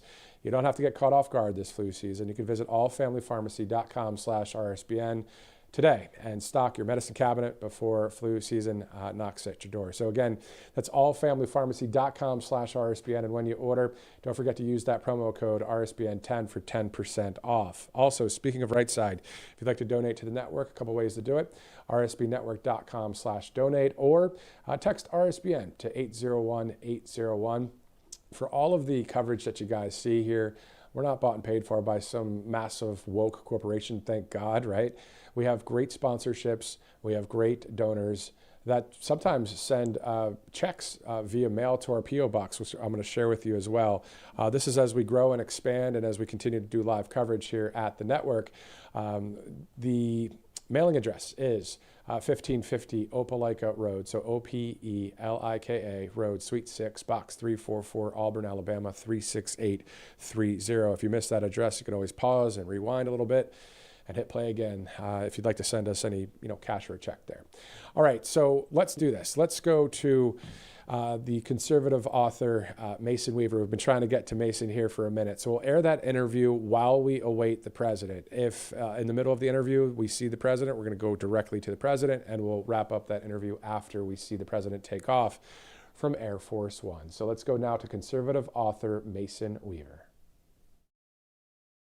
And joining us now on Right Side Broadcasting Network is conservative author and analyst Mason Weaver. Thank you so much for joining us, sir. Thanks for having me. I appreciate it. Definitely. Your thoughts about the late, great Charlie Kirk and the free speech icon that he is. Understand, it took a lot of courage for that young man at 18 to see the vision of what he perceived was correct and go out against all odds. No one had done it before. He did it so brilliantly. He did it worldwide. His background was solid. His information was solid. That means that God sent him. They mean that God prepared him. God sent him. He was the caller in the wilderness to us. He was the caller in the wilderness. And when God allowed him to go home, and it had to be God Almighty, that means it's time for us to stand up and do the things he was doing. It's time for us to stop looking for a leader, stop looking for somebody to come and rescue us. Every time we stand up for God, we win. It's time to stop communicating, begging, analyzing, trying to make these godless, ungodly people follow us and start leading them, and we can be free. Exactly. I mean, he stood for and stands for truth, Jesus, yep. Family, country, courage, free speech, the Constitution. Can you believe it? All across the world, we've seen photos of Charlie Kirk as vigils have happened. I saw one the other day in Calgary, Alberta, Canada, all over the place, singing the national anthem.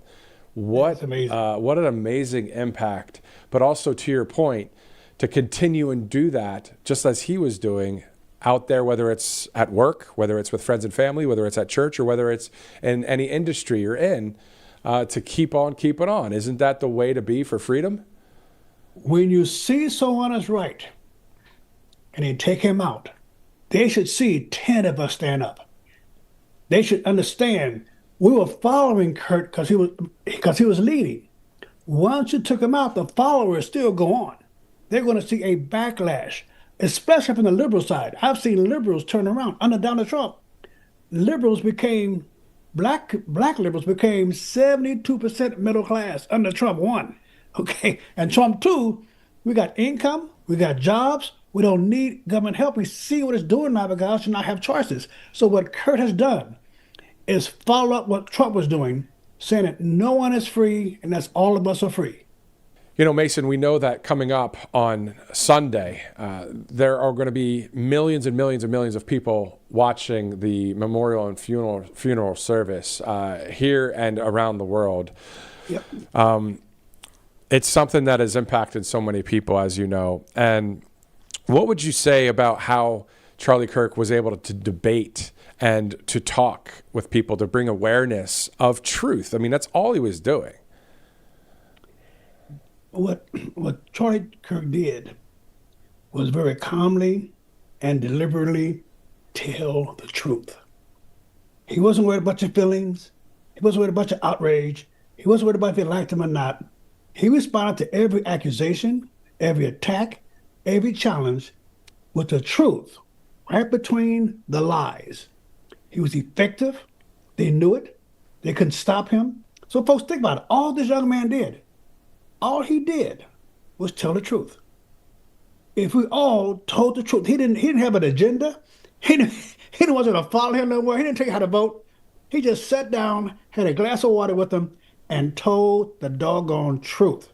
And so am I. So should you. Amen. Mason Weaver, conservative analyst and author, thank you again for joining us. We'll have you again on Right Side soon in the future. Thank you, sir. God bless you. You too.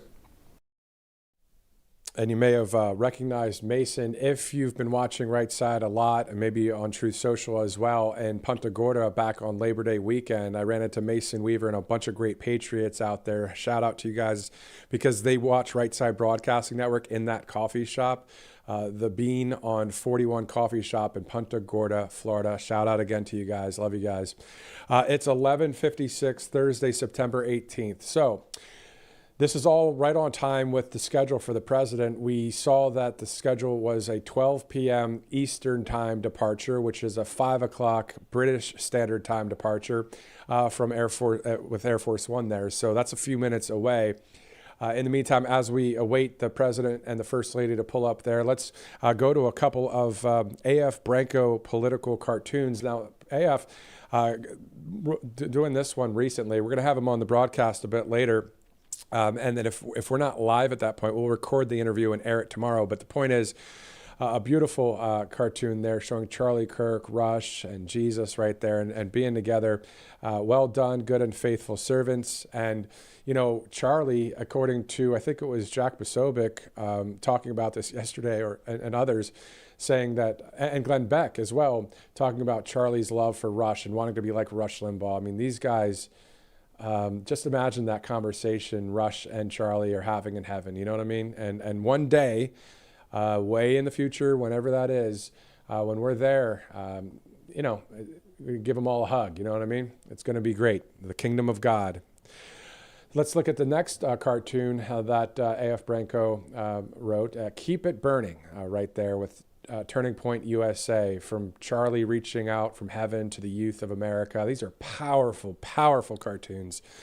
A.F. Branco will join us. We have him slated to join us at 1:15 Eastern, but what we'll do is we'll see if that's something we'll be still on the air for. Again, what we'll do is we'll interview A.F. Branco at 1:15. If it's recorded, we'll air it in any kind of programming tomorrow or soon. And then also Mike Lindell is scheduled to join us at 1:30 Eastern. That would be the last interview that we have right now for the broadcast. If we're not live at that point, we'll record that as well. I do want to hear, of course, from Mike in regards to the passing of Charlie and also his thoughts on Jimmy Kimmel being fired from ABC, because we know that Mike Lindell was on Jimmy Kimmel's show twice and Jimmy Kimmel mocked Mike, but Mike didn't care. He's standing up there for all of us, truth and freedom. So I want to hear from Mike Lindell about good old Jimmy Kimmel. That'd be fun. In the meantime, at 12:30 Eastern, speaking of great patriots, Silk of Diamond and Silk will be joining us live via the telephone. So she was with us on September 10th when we were doing the breaking news coverage out of Utah, and bringing her back on here 8 days later just to see how she's doing and her thoughts on various things happening around the country and around the globe. As it's almost noon on the East Coast, almost the PM hour on the East Coast. And thanks so much for watching. Those of you in the Central Time Zone, shout out to every state in the Central Time Zone, every state in the Mountain Time Zone, and every state in the Pacific Time Zone. Thanks so much for tuning in. And those watching in possibly Hawaii or Alaska right now, hello to you guys. All right, so we're seeing that the gate or the stairs are there at Air Force One. Any minute from now, we're going to see President Trump and the First Lady. We'll then track with them and see them go aboard that plane and watch the takeoff here. And then we'll see. We'll see if we're going to be wrapping the broadcast after that or if we'll stay live and do some live interviews that are scheduled. But regardless, again, we'll be able to air those interviews within the next 24 hours, as I'm sure. I really think there's going to be a press conference tomorrow at 1 o'clock. I just think there will be. It's going into a very tough weekend, of course, for Sunday in Glendale, Arizona. And also after the entire 8 days, 9 days that we have been just dealing with that pit in our stomach and that pain and that grieving over Charlie Kirk. So if I'm wrong, I'm wrong. It is what it is, but hopefully there will be a press conference tomorrow, and obviously we'd have that here live. Or there may be other events, of course. We'll wait for the president's public schedule, and that's kind of how we work here at Right Side. We see what the public schedule is for the president, usually the night before, and then the next day, that's when we have our coverage, right? So that's what we're doing right now. This is a schedule that was sent out. This schedule specifically was sent out a couple days ago because it was a 2-day trip to the UK. So speaking of the UK, again, the mass migration situation there and the freedom of speech issues that are happening, I mean, that's the real story there. The people, if you've seen any of the videos from over the weekend, they're afraid to speak out. Nick Shirley, I've been talking about him a decent amount on Truth Social and on right here on the network, because he actually goes right into these spots. I mean, he went right into Chicago and asked people, hey, in all kinds of neighborhoods, do you guys want the National Guard here? And then he went directly to London for this huge event over the weekend. And there were some people, when he was asking some questions, that didn't want to answer the questions because they were afraid of if they said something that was something like this. Let's be honest. I think they're being like socialists, or they're like communists, or they should really close these borders. Stuff like that, any kind of things like that gets you in trouble in that country over there. It's just what's happening. So they want freedom of speech like we have it. Hopefully we'll continue to have it here in our country for all time until the return of Jesus, but we'll see. I mean, that's why we have to vote. We have to pray. We have to work hard. We have to get rid of the corruption in our government. We have to have the reforms that T.S. Dixon, the conservative analyst and author, talks about all the time, and those really in line with those 20 core promises to the American people from President Trump. So there's just a lot to be done in the next 3 years. Great to see Vice President J.D. Vance speaking about that this isn't, with the Charlie Kirk situation, not a both sides issue as the left wants to paint it. That basically look in the mirror at yourself if you want to lower the temperature out there. So that said on Fox. So again, a great vantage point of Air Force One. Director, can we make that a bigger box? Can we check that out a little bit closer? As that's just a cool looking picture there. As it's 12:03, Thursday, September 18th. Again, it's 5:03 British Standard Time right now as we await the president and the First Lady, Melania Trump. Again, at 12:30, we'll have Silk join us on the phone. At 1:15, conservative cartoonist A.F. Branco. And then at 1:30, Mike Lindell will be joining us as well. So again, if we're still in the air, we'll take it live. If we're not, we will record those interviews and air those shortly. All right, so it's 12:03. Once again, you can watch our coverage, of course, on Sunday of the entire event, the memorial for Charlie Kirk. That, I believe, I don't know if we have a start time yet on that. I know that the actual service starts at 11, I believe, Eastern time. It could be West Coast time. I'll get all the times right once we get those out there for you. So Thursday, September 18th, once again, thanks again for joining us. Let's go to President Trump's Truth Social post one more time here when it comes to Antifa. You know, he said, quote, "I am pleased to inform our many USA patriots that I am designating Antifa a sick, dangerous, radical left disaster as a major terrorist organization. I will also be strongly recommending that those funding Antifa be thoroughly investigated in accordance with the highest legal standards and practices. Thank you for your attention to this matter." Great to see that from our president. Also great to see the following post from our president. Great news for America. He said the ratings challenge Jimmy Kimmel show is canceled. Congratulations to ABC for finally having the courage to do what had to be done. Kimmel has zero talent and worse ratings than even Colbert, if that's possible. The president saying that leaves Jimmy and Seth, two total losers, on fake news NBC. Their ratings are also horrible. Do it, NBC. Triple exclamation point, President DJT. I'll tell you what, I hope if it's Vice President Vance as the president in the next go around, or whoever the next president is, hopefully it'll be on the right side of history, right? Hopefully President Trump has set the bar pretty high. I know he already has, but hopefully in the social media game as well, because, you know, he's the leader of the free world. He has the freedom to speak just like that. And we know that people like, J.D. Vance, the vice president, and others out there, whoever our president will be, again, hopefully on the right side of history, will also speak very freely on, preferably, Truth Social, but also on X. All right, let's try this again. Why don't we just take a beautiful look at Air Force One? This is as we await the president and the first lady. You see the White House there, the destination for the first lady and, of course, the president. So that'll be a bit later when they arrive.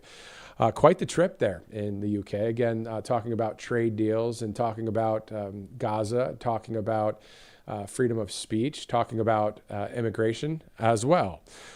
All right, so it's 12:06. Let's take a quick commercial break. We'll be right back here on Right Side Broadcasting Network. Welcome to Right Side Broadcasting Network, your trusted conservative news outlet. At RSBN, we deliver the truth when the mainstream media falls short. Since 2015, we've proudly broadcasted every single one of President Trump's iconic MAGA rallies, bringing you the excitement and energy live before anyone else. By watching RSBN, you get an unfiltered front row view of the action on the ground. We interview the crowds to give a voice to millions of Americans just like you. We show you President Trump's speeches in their entirety, free from interruptions and censorship. We cover the stories that matter to you with the integrity and passion you deserve. Thank you for choosing RSBN as your home for America First News. Together, we stand strong, united, and informed. So join us and be part of the right side of history.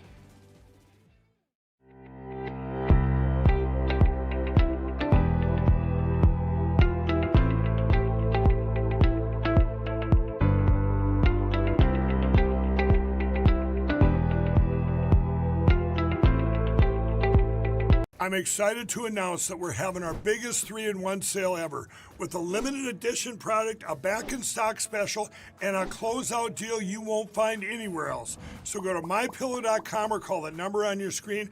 Use your promo code to get our MyPillow bedsheets only $29.88. Any color, any style, any size, even kings. Regular $119.98, only $29.88. Once they're gone for good. How about our My Towels? They're finally back in stock, but not for long. Get a 6-piece My Towel set, regular $69.98, now only $39.98. And for the first time and the only time ever, get our limited edition premium My Pillows. They're made with Giza cotton and designer gusset. Queen $17.98, Kings only $19.98. So go to mypillow.com or call the number on your screen. Use your promo code to get the best offers ever. Quantities are extremely limited, so order now.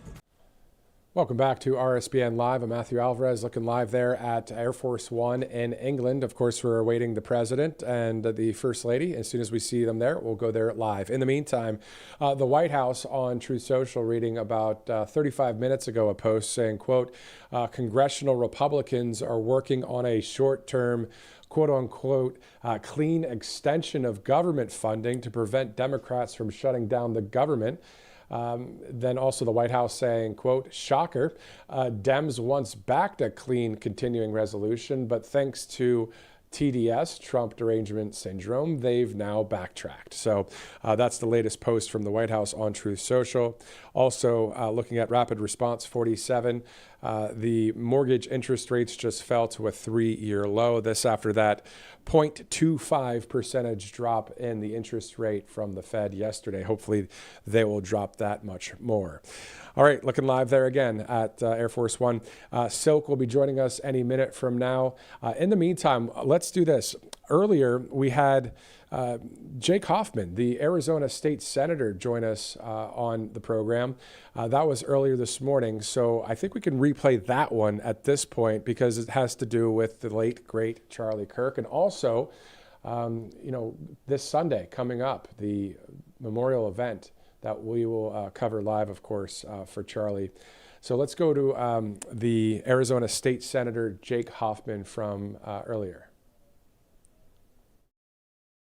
Joining us now is Arizona State Senator Jake Hoffman. First, sir, thank you for joining us. And how are you feeling today? Well, it's been a very hard few days. Obviously, we're not even a week in since Charlie was taken from us by an assassin's bullet. And I got to tell you, I had a 10-year friendship with the man.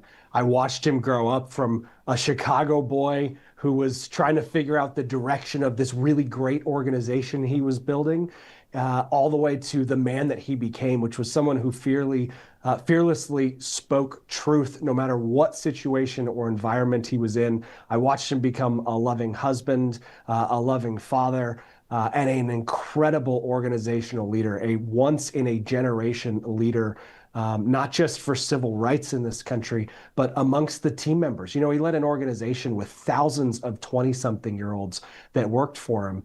And the love that those employees have for him really, I think, speaks just the greatest testament to who he was and what type of character he had, not only publicly, but privately. Exactly. And speaking of publicly, Charlie Kirk is an icon now of free speech nationally and globally. Can you believe it? How about all those videos you saw and those pictures? I saw one from India the other day. I mean, it's everywhere. Yeah.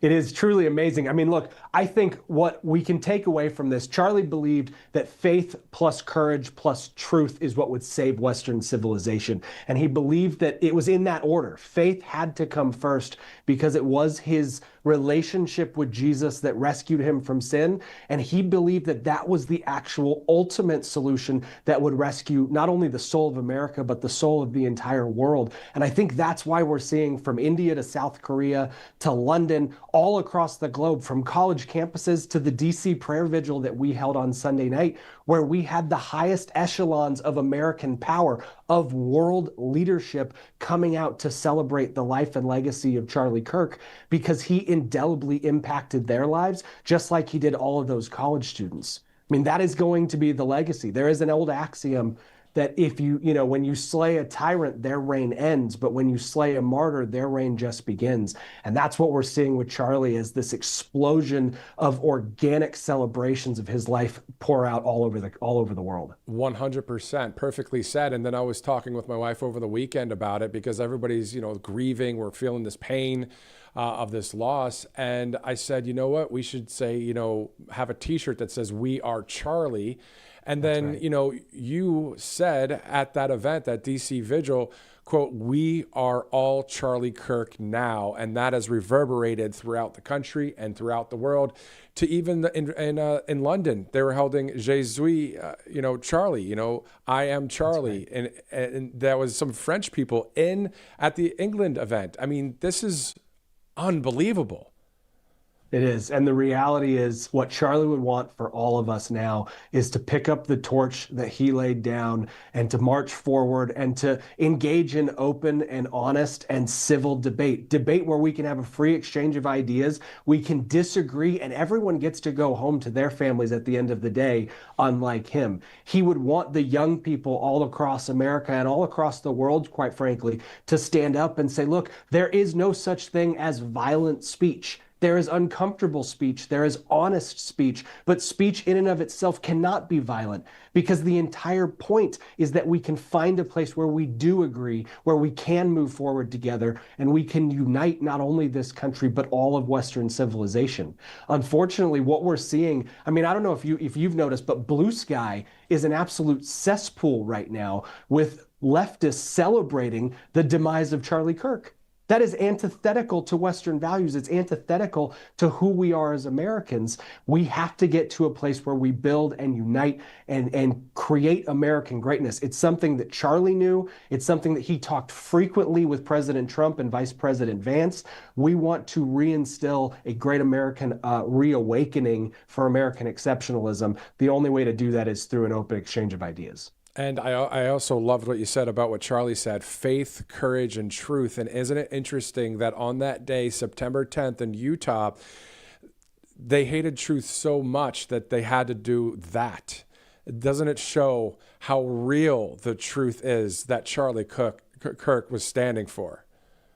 It does. It really does. And look, at the end of the day, Charlie wanted his legacy to be about faith. He wanted his legacy to be about his relationship with Jesus. And that is the ultimate truth. Charlie knew that. And, you know, I just for all of your viewers that are mourning Charlie's loss, I want them to understand that I knew Charlie well, and Charlie knew that God had a plan.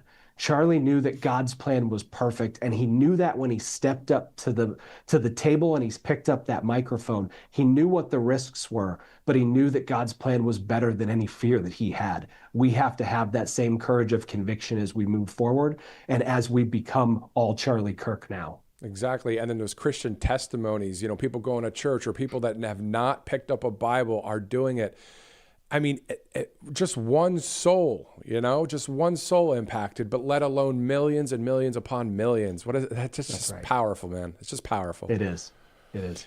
So let's talk about finally the funeral, the memorial on Sunday. I mean, this is going to be at an NFL stadium. You're going to have tens of thousands of great American patriots there, millions upon hundreds of millions, I believe, in this country and around the world, watching whether live or on replay. The impact, again, I'm sure you'll be there. I will. I'll be there. You know, look, this is indicative of Charlie Kirk. This is exactly what he would have wanted because Charlie never did anything small. I remember back, 10 years ago, we'd be planning events and we'd be so excited because we'd have 600 young women coming to Dallas for the Young Women's Leadership Summit. And he'd say, not enough. It's not enough. We need 1,000. We need 2,000. We need 5,000. And that's how he grew an organization that was so focused on fulfilling its mission to expand and grow and reach into the lives of people. And I think he would be truly honored by the fact that there's going to be 63,000 people in person at this event. I can actually break some news for you. I just heard the latest numbers. Turning Point already has over 220,000 requests for registration to attend this memorial service. That is an incredible feat. They're actually trying to find out if they should get a second stadium just for the purpose of overflow right now. 100%. So it's going to be an absolutely fantastic event and honor Charlie in a great way. That's amazing. How about the Arizona State? There's so many different stadiums. That's amazing to hear that, and I think the number will continue to grow. And sir, I just wanted to thank you again for your energy and your content that is so based in God, family, country, freedom, Jesus, all of that at that DC vigil. It was a national spotlight, and you stood up there as a friend of Charlie and poured it out for God and for country and for Charlie Kirk. So thank you so much for doing that for this nation. What would you like to say to just people that are hurting and just how we look to the future now? Yeah, I think the bottom line for everyone who's hurting out there, myself included, is that God saves. Jesus is king. Charlie knew that, and he would want each of us to know that. He would want each of us to reinvigorate our faith, to go back to church, to find a small group and get plugged in, because when we have people around us who share our values and are able to lift us up when we have times that are tough, this is clearly a tough time, and I have leaned on the people in my small group, my home group from church, repeatedly throughout the last little less than a week. Every person needs that, because every person has dignity, no matter how far you've fallen from what you think the standard of God is. Jesus still loves you, and that's what Charlie Kirk would want you to know. That's what Jesus wants you to know, and that's what I want you to know. Amen. Amen. Arizona State Senator Jake Hoffman, you're about to make me want to start praying here with you, man. I mean, this is so true. It's so true. Thank you so much for joining us here on Right Side Broadcasting Network. And you know what? Let's do this. Though that might be the end of the interview there, let's go ahead and pray. Can you lead us in a prayer? Let's do that, yeah. Dear Heavenly Father, I just want to thank you for this incredible network that is giving us a platform to talk about you. I want to just thank you for the life of Charlie Kirk. I want to thank you that you have given us an incredible network of hundreds, tens of millions, probably hundreds of millions of people all around the world who are now going to pick up this torch and carry it forward. We know that your plan is perfect even in these tragic times, and we ask that you would just let us rest in that peace. God, be with Erica and those little kids as they deal with losing a husband and a father. You, God, have an incredible plan for their lives as well. And we see that she is becoming a fearless lion who is going to take over this organization and continue on the legacy of Charlie. And we cannot be more grateful that she has that heart of service to her country and to your cause. In your name, amen. Amen. Amen. Thank you, sir. Arizona State Senator Jake Hoffman, thank you again for joining us on Right Side. Of course. Thanks for having me. Definitely. All right, live here at 12:20, Thursday, September 18th. That's the second time we played that interview, and I'll tell you what, I mean, it's just interesting to know that we have so many people on the right side of history in this country. It's awesome to see that as you're looking live right there at that zoom-in vantage point of the door to the entrance of Air Force One. So we're looking forward to seeing President Trump and the First Lady. In the meantime, let's go to Silk, who joins us now on the phone. Silk, it's 12:21 Eastern Time. Thanks so much for joining us once again here on Right Side.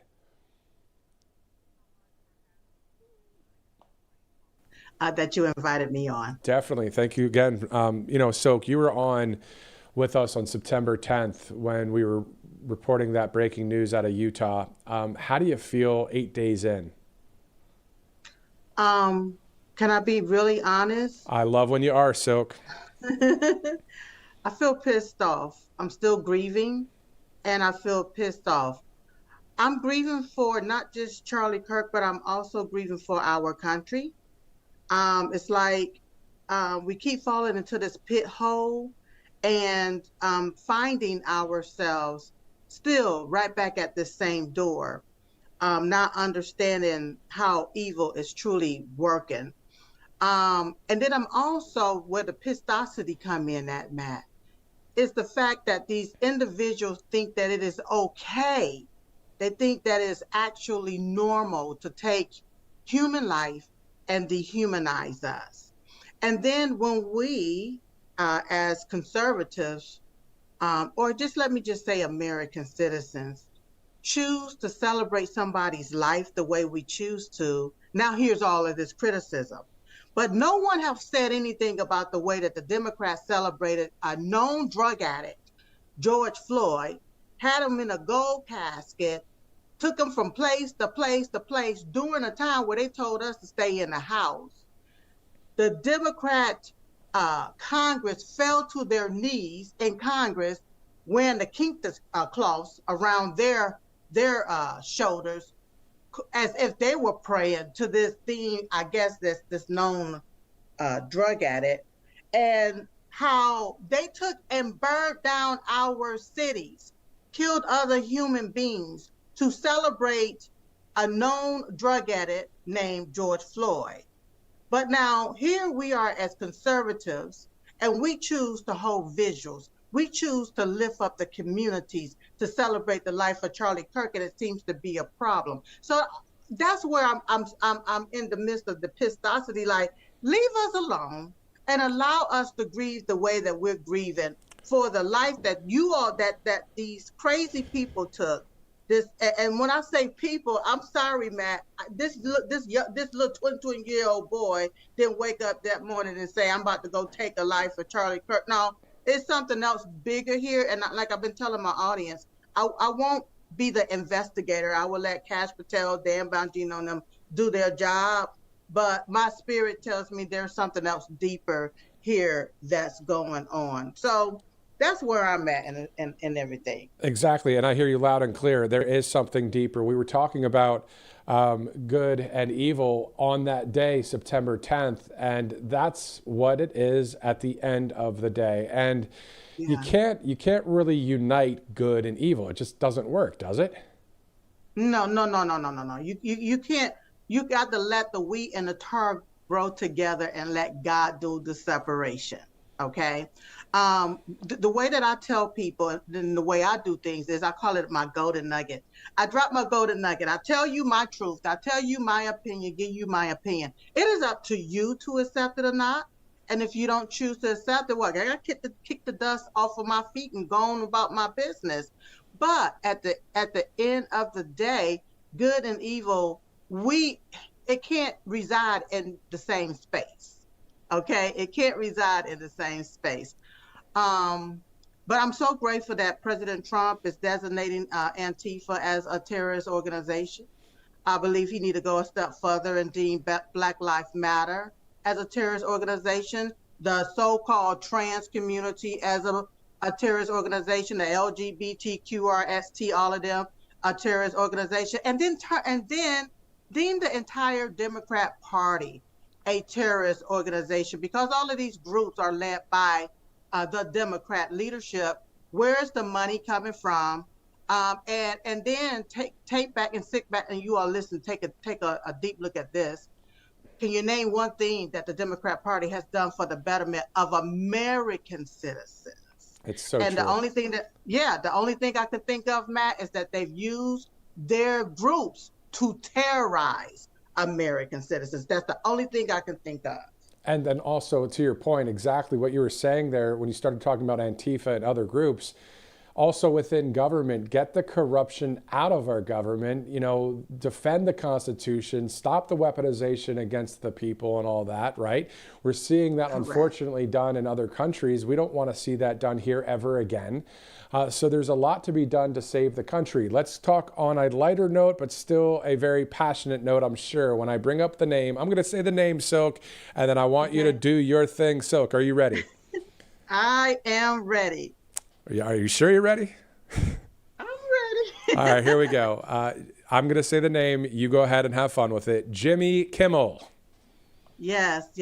About time. I don't gloat in anybody's demise, but he is the creator of his own demise. I want everybody to have a job, be able to feed their family, because I don't want nobody coming over here asking me, for a loan or for a bag of sugar or something like that, right?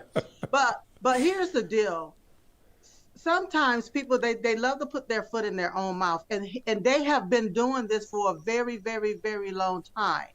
A lot of different media folk that have demonized individuals for the last, I want to say, I've been in this arena for 10 years. For the last 10 years have been despicable, disgusting. And they've been allowed to sit on their platform and say all of these damnable things about American citizens, the conservatives, the MAGA supporters, and Trump supporters, etc. And what Jimmy Kimmel did, this is not the first time. Once again, it goes back to this, Matt. This is the reason why people think that they can continue to do it, because they've never been held accountable. Now we are actually seeing some accountability, and that feels good to me, that we're finally seeing some type of accountability. But it should have been done a long time ago, with the way these people spew their hates, the way that they lie against us. Diamond and Silk, we've been here 10 years in the public eye, and there are so many different lies out there about the Diamond and Silk brand. When you go to Google, the first thing you see is all of the negative reporting that they've done and all of the negative articles that they've done. And it's like no one has been held accountable. Thank God that our platform is big enough to be able to tell our side of the story. But with a person like Jimmy Kimmel, Joy Reid, there's many more over there on that side of the spectrum. They've lied and they've made up lies and they've assassinated individuals. And it do feel good to finally see somebody finally being held accountable. Yeah, exactly. I mean, Sinclair and Nexstar TV groups, they have so many affiliates across the country. They were pulling the Jimmy Kimmel show, and that's when ABC Network and Disney said, okay, well, we got to pull Kimmel now. And also what they're being held accountable by is the ratings dropped. We know that nobody really watches a lot of this mainstream junk anymore. And those that do are unfortunately indoctrinated thinking that that's truth, or they're also evil people. I'm not saying all of them are. So have you met, I know I have you met people that would say they're Democrat or moderate, and they're great-hearted, good people, and then their minds are jacked up though? I think it's the indoctrination. Yes, I have met good-hearted individuals, people, and once again, they're entitled to have their own opinion, follow whoever they choose to, believe in whoever they want to, and support whatever party they choose to. But at the end of the day, I think that it's that turning point. This has become a great awakening with the conversations that's being had now, because a lot of people are like, wait a minute, when I'm not for that, I'm not part of that. And they are starting to remove themselves from that. But back to your question, yes, I've met plenty of individuals that's good-hearted people, that's Democrats, but the way that they think is a little jacked up. However, let me say this here, because they are having this, what you call a little light shining into the darkness, and they're like, what is that? They are starting and beginning to do their own investigation on certain things and have more of an open ear, an open mind to try and to understand. Some things you would think that they will understand and get it like right then and there, especially if we have 4 years under the Democrat Party and we got to see exactly how we was treated under the Democrat Party and how people lost their jobs and didn't have much of anything. Now you're living under President Trump, and he's trying to bring those jobs back, bring more money into our country and put more money into your pocket. So people are beginning to decipher between that, and especially after the assassination of Charlie Kirk, a lot of people are starting to, especially Democrats, are starting to have a great awakening. They don't want to be associated with that type of Democrat. Exactly. It's perfectly put. It's the question of who do you stand for, or what do you stand for? What side are you on? And, people, are saying, hey, I don't want to hear the word unity. Well, I actually agree. You can't have good and evil united. We can't. But I just think it's a smaller percentage of America that really is the ugliness of what we've been seeing over the past week since Charlie has gone to heaven. Do you think that is the way it is too? I mean, we see sometimes the media and the Democrat leaders that are extreme, they like to highlight a few of these people that are glorifying Charlie's death. I mean, and I'm not trying to dupe anybody here. That's what I honestly think. So do you agree? I mean, or is it what Nick Fondaero was just saying, that 55% in a poll said something about political violent speech or something like that is needed? I don't know. I don't remember the poll, but just your thoughts, Silk, about all that. Yeah, you're absolutely right. First off, I don't focus on the polls. I focus on the goals. So anybody can do their own polls.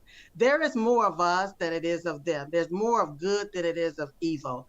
The evil, however, like you said, has been highlighted. That's why they censor our voices. That's why, even though the left ratings is dropping, they continue to censor the conservative voices so that you won't be over the left. They want to keep amplifying that. So they amplify these few voices and put them out there to make us think that's what's out there. People are celebrating and so forth. Yeah, that's what they continue. But they're trying to push that. They're trying to sway public opinion to even more extreme by using a few examples. There you go. And exactly, right? So MSNBC and others, and then these leftists that are very extreme in Congress. Did you watch any of Kash Patel's hearing the other day? You have these people yelling at Kash and all that. It's like, guys, hold on a second. Charlie Kirk just got assassinated less than a week ago, and you guys are there pontificating about crap. Yeah, let me say this real quick, Matt. What you see them doing is deflection. They're taking this man away from doing his job that needs to be done. So why are you bringing in and doing this committee hearing, okay, about different things? And the way they try to inflame their question so that it can fit their narrative, because they're looking for their puppets to push out the lie from it. That's why you get all the yelling and the screaming and all of the antagonizing things that they say to like Kash Patel. They're trying to create a narrative to overshadow what's actually truly going on. And they hate the fact that we're getting to the bottom of it. Listen, a lot of people look at the color of the rug and say the rug is so pretty, but they never look under the rug to see the corruption and the rot that's going on. President Trump has removed the rug. Kash Patel is removing the rug. Dan Bongino, they're removing the rug, and we're seeing the corruption and the rot underneath. And unfortunately, Matt, I do feel, in my own humble opinion, a lot of the road leads right back to them. And that's why they're up there doing what they're doing in these committees. Exactly. And then on top of that, we're looking forward to seeing those receipts and evidence for any deep staters that need to face the consequences of breaking the law. Silk, you're awesome. Thanks so much for joining us. We're going to go to the president right now. Silk, again, thank you. Where can everybody follow you, Silk? You can go to watchpartme.com or diamondsilkstore.com. Thank you again, Silk. God bless. God bless you. Always good to speak with the great Silk of Diamond and Silk. She's always on point, tells it like it is, and that's what we like here in conservative media. Let's go live to President Trump right now at Marine One.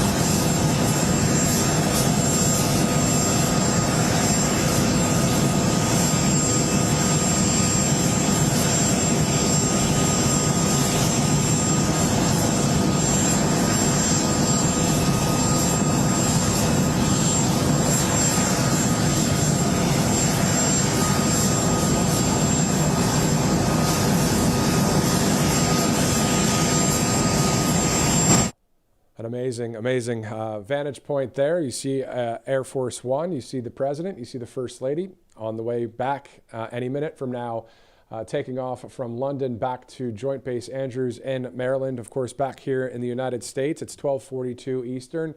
We're going to watch the Air Force One take off. Once that happens, we'll be closing our broadcast. And then for A.F. Branco, the conservative cartoonist, and for Mike Lindell, we'll be recording those interviews and airing those in the near future. Looking forward to speaking with those two great patriots here on Right Side. In the meantime, developing news we're following right now that Erica Kirk has been announced as the new CEO of Turning Point USA. So that news just coming across the desk here at Right Side Broadcasting Network. Once again, Erica Kirk, the wife of the late, great Charlie Kirk, has been announced as the new CEO of Turning Point USA, who's seen a number of new chapters opening up all across this country. TPUSA, such a great organization. They have been for so long. And those TPUSA AmFest events, I've been to one of them in 2022 in Phoenix, Arizona. It is an absolutely great event. And we've covered a lot of TPUSA here at the network. You know, a lot of great times. You remember when RFK Jr. was out there and talking about endorsing President Trump. He did that on stage there. That was, of course, a TPUSA event. So, yeah, that is some news that we're just seeing now. This is as we see Air Force One getting ready to taxi, then to take off. Air Force One heading back to the States. It takes about 6 to 7 hours of a flight to go from London back here to the United States. In the meantime, while we're watching the plane taxi, we're going to go to just a few highlights of the president's trip to England on a split screen. And then ideally, that would be done in time for when the plane takes off so we can hear that in full as well. Take a look.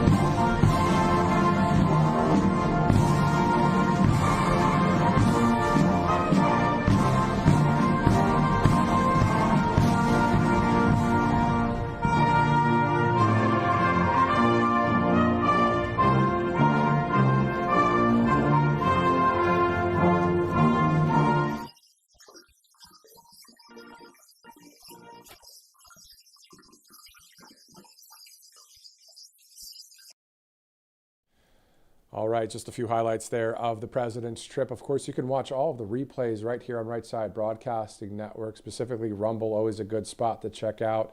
As the plane is starting to taxi right now, it's 12:46. let's watch that. Let's watch that in its entirety as the plane takes off, and then we'll be wrapping our broadcast right after that. Guys, thank you so much for streaming in on this broadcast.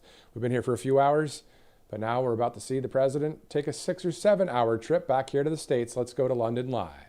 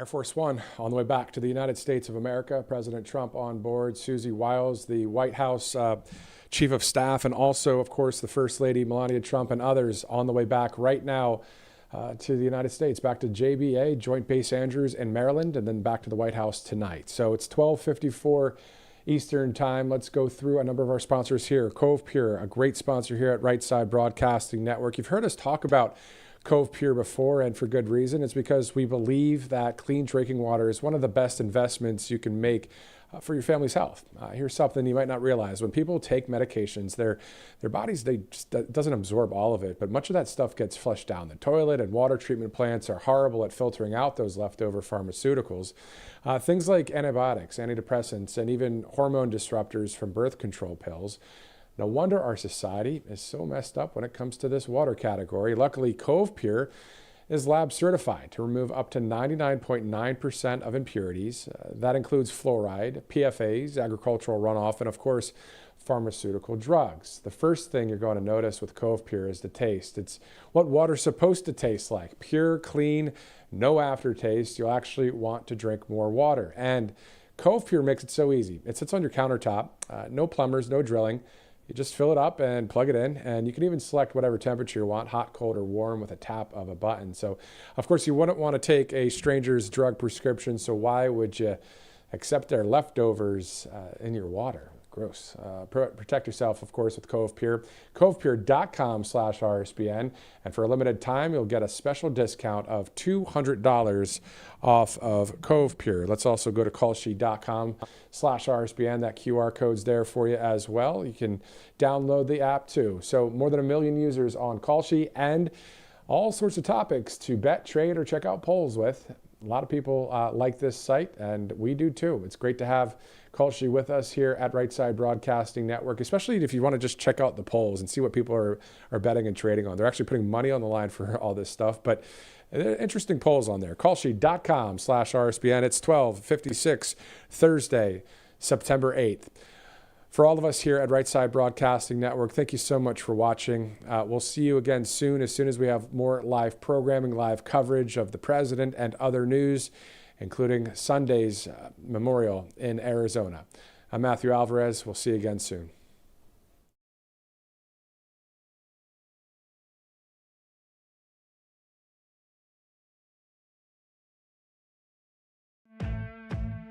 Welcome to Right Side Broadcasting Network, your trusted conservative news outlet. At RSBN, we deliver the truth when the mainstream media falls short. Since 2015, we've proudly broadcasted every single one of President Trump's iconic MAGA rallies, bringing you the excitement and energy live before anyone else. By watching RSBN, you get an unfiltered front row view of the action on the ground. We interview the crowds to give a voice to millions of Americans just like you. We show you President Trump's speeches in their entirety, free from interruptions and censorship. We cover the stories that matter to you with the integrity and passion you deserve. Thank you for choosing RSBN as your home for America First News. Together, we stand strong, united, and informed. So join us and be part of the right side of history. Hey y'all, it's Silk from the Diamond and Silk Chit Chat Live Show. Look, don't forget to check me out right here on RSBN Network. Be sure to watch the show on Right Side Broadcasting Network, and I want you to support Right Side Broadcasting Network. Yes, it's imperative that you do so, okay? I look to see y'all soon. Bye-bye.